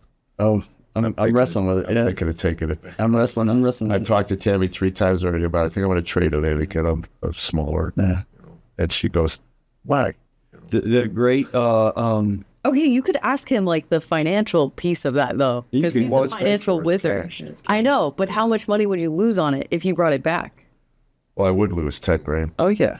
Yeah. But it's not a math problem. It's a psychology problem. Right. For me, it is. 'Cause Yeah. It's like I feel guilty. Yeah. But there's that great, Plus, I used to trash people that own that's it. I'm trying to think of his name. He wrote kids. Rich Mullins, the songwriter, but also I think he's a theologian, but he said once, Christians are as often proud of the things they don't have as wealthy people are of the things they do have. And he said it's the same issue, just on the other side of the barbell. It's this sense of, I'll be loved when, or I'm better than you because. And he's like, they're both wrong, dude. And I remember thinking, oh my gosh, that was me. I was like, look at this crummy car. Who would ever spit? And I'm the same exact guy as somebody in a 2025 Lexus going, who would drive that car? Like, Right. Same guy, same pathology.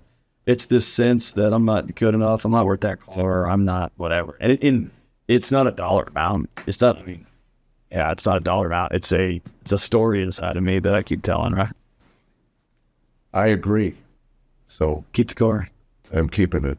Or if you want to, send me $10,000 and I'll send somebody over to wreck us. Now you're talking about Scott Penny, the guy we had in the undercover FBI guy that used to That was good.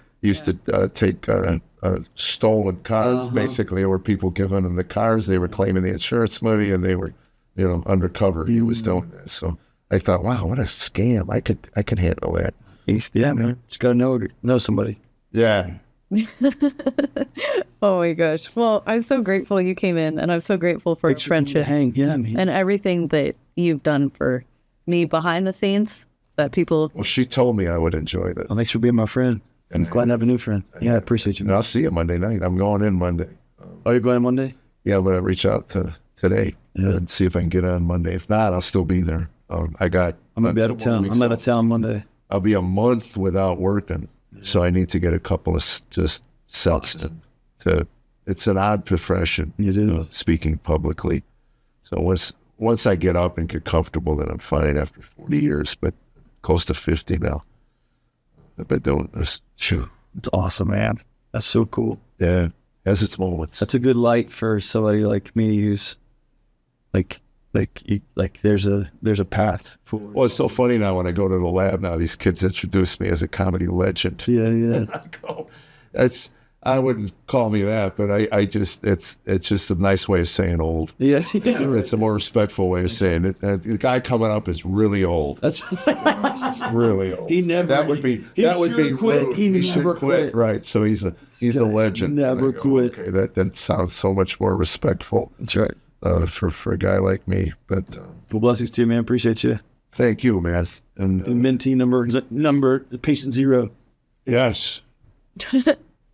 Well, God bless you guys. Thank you so much. Follow John Delony. I'm sure you already do, but follow John Delony on all things and like and subscribe. And if you hated the podcast, in the comments, tell us how much you hated it. Drive up that algorithm.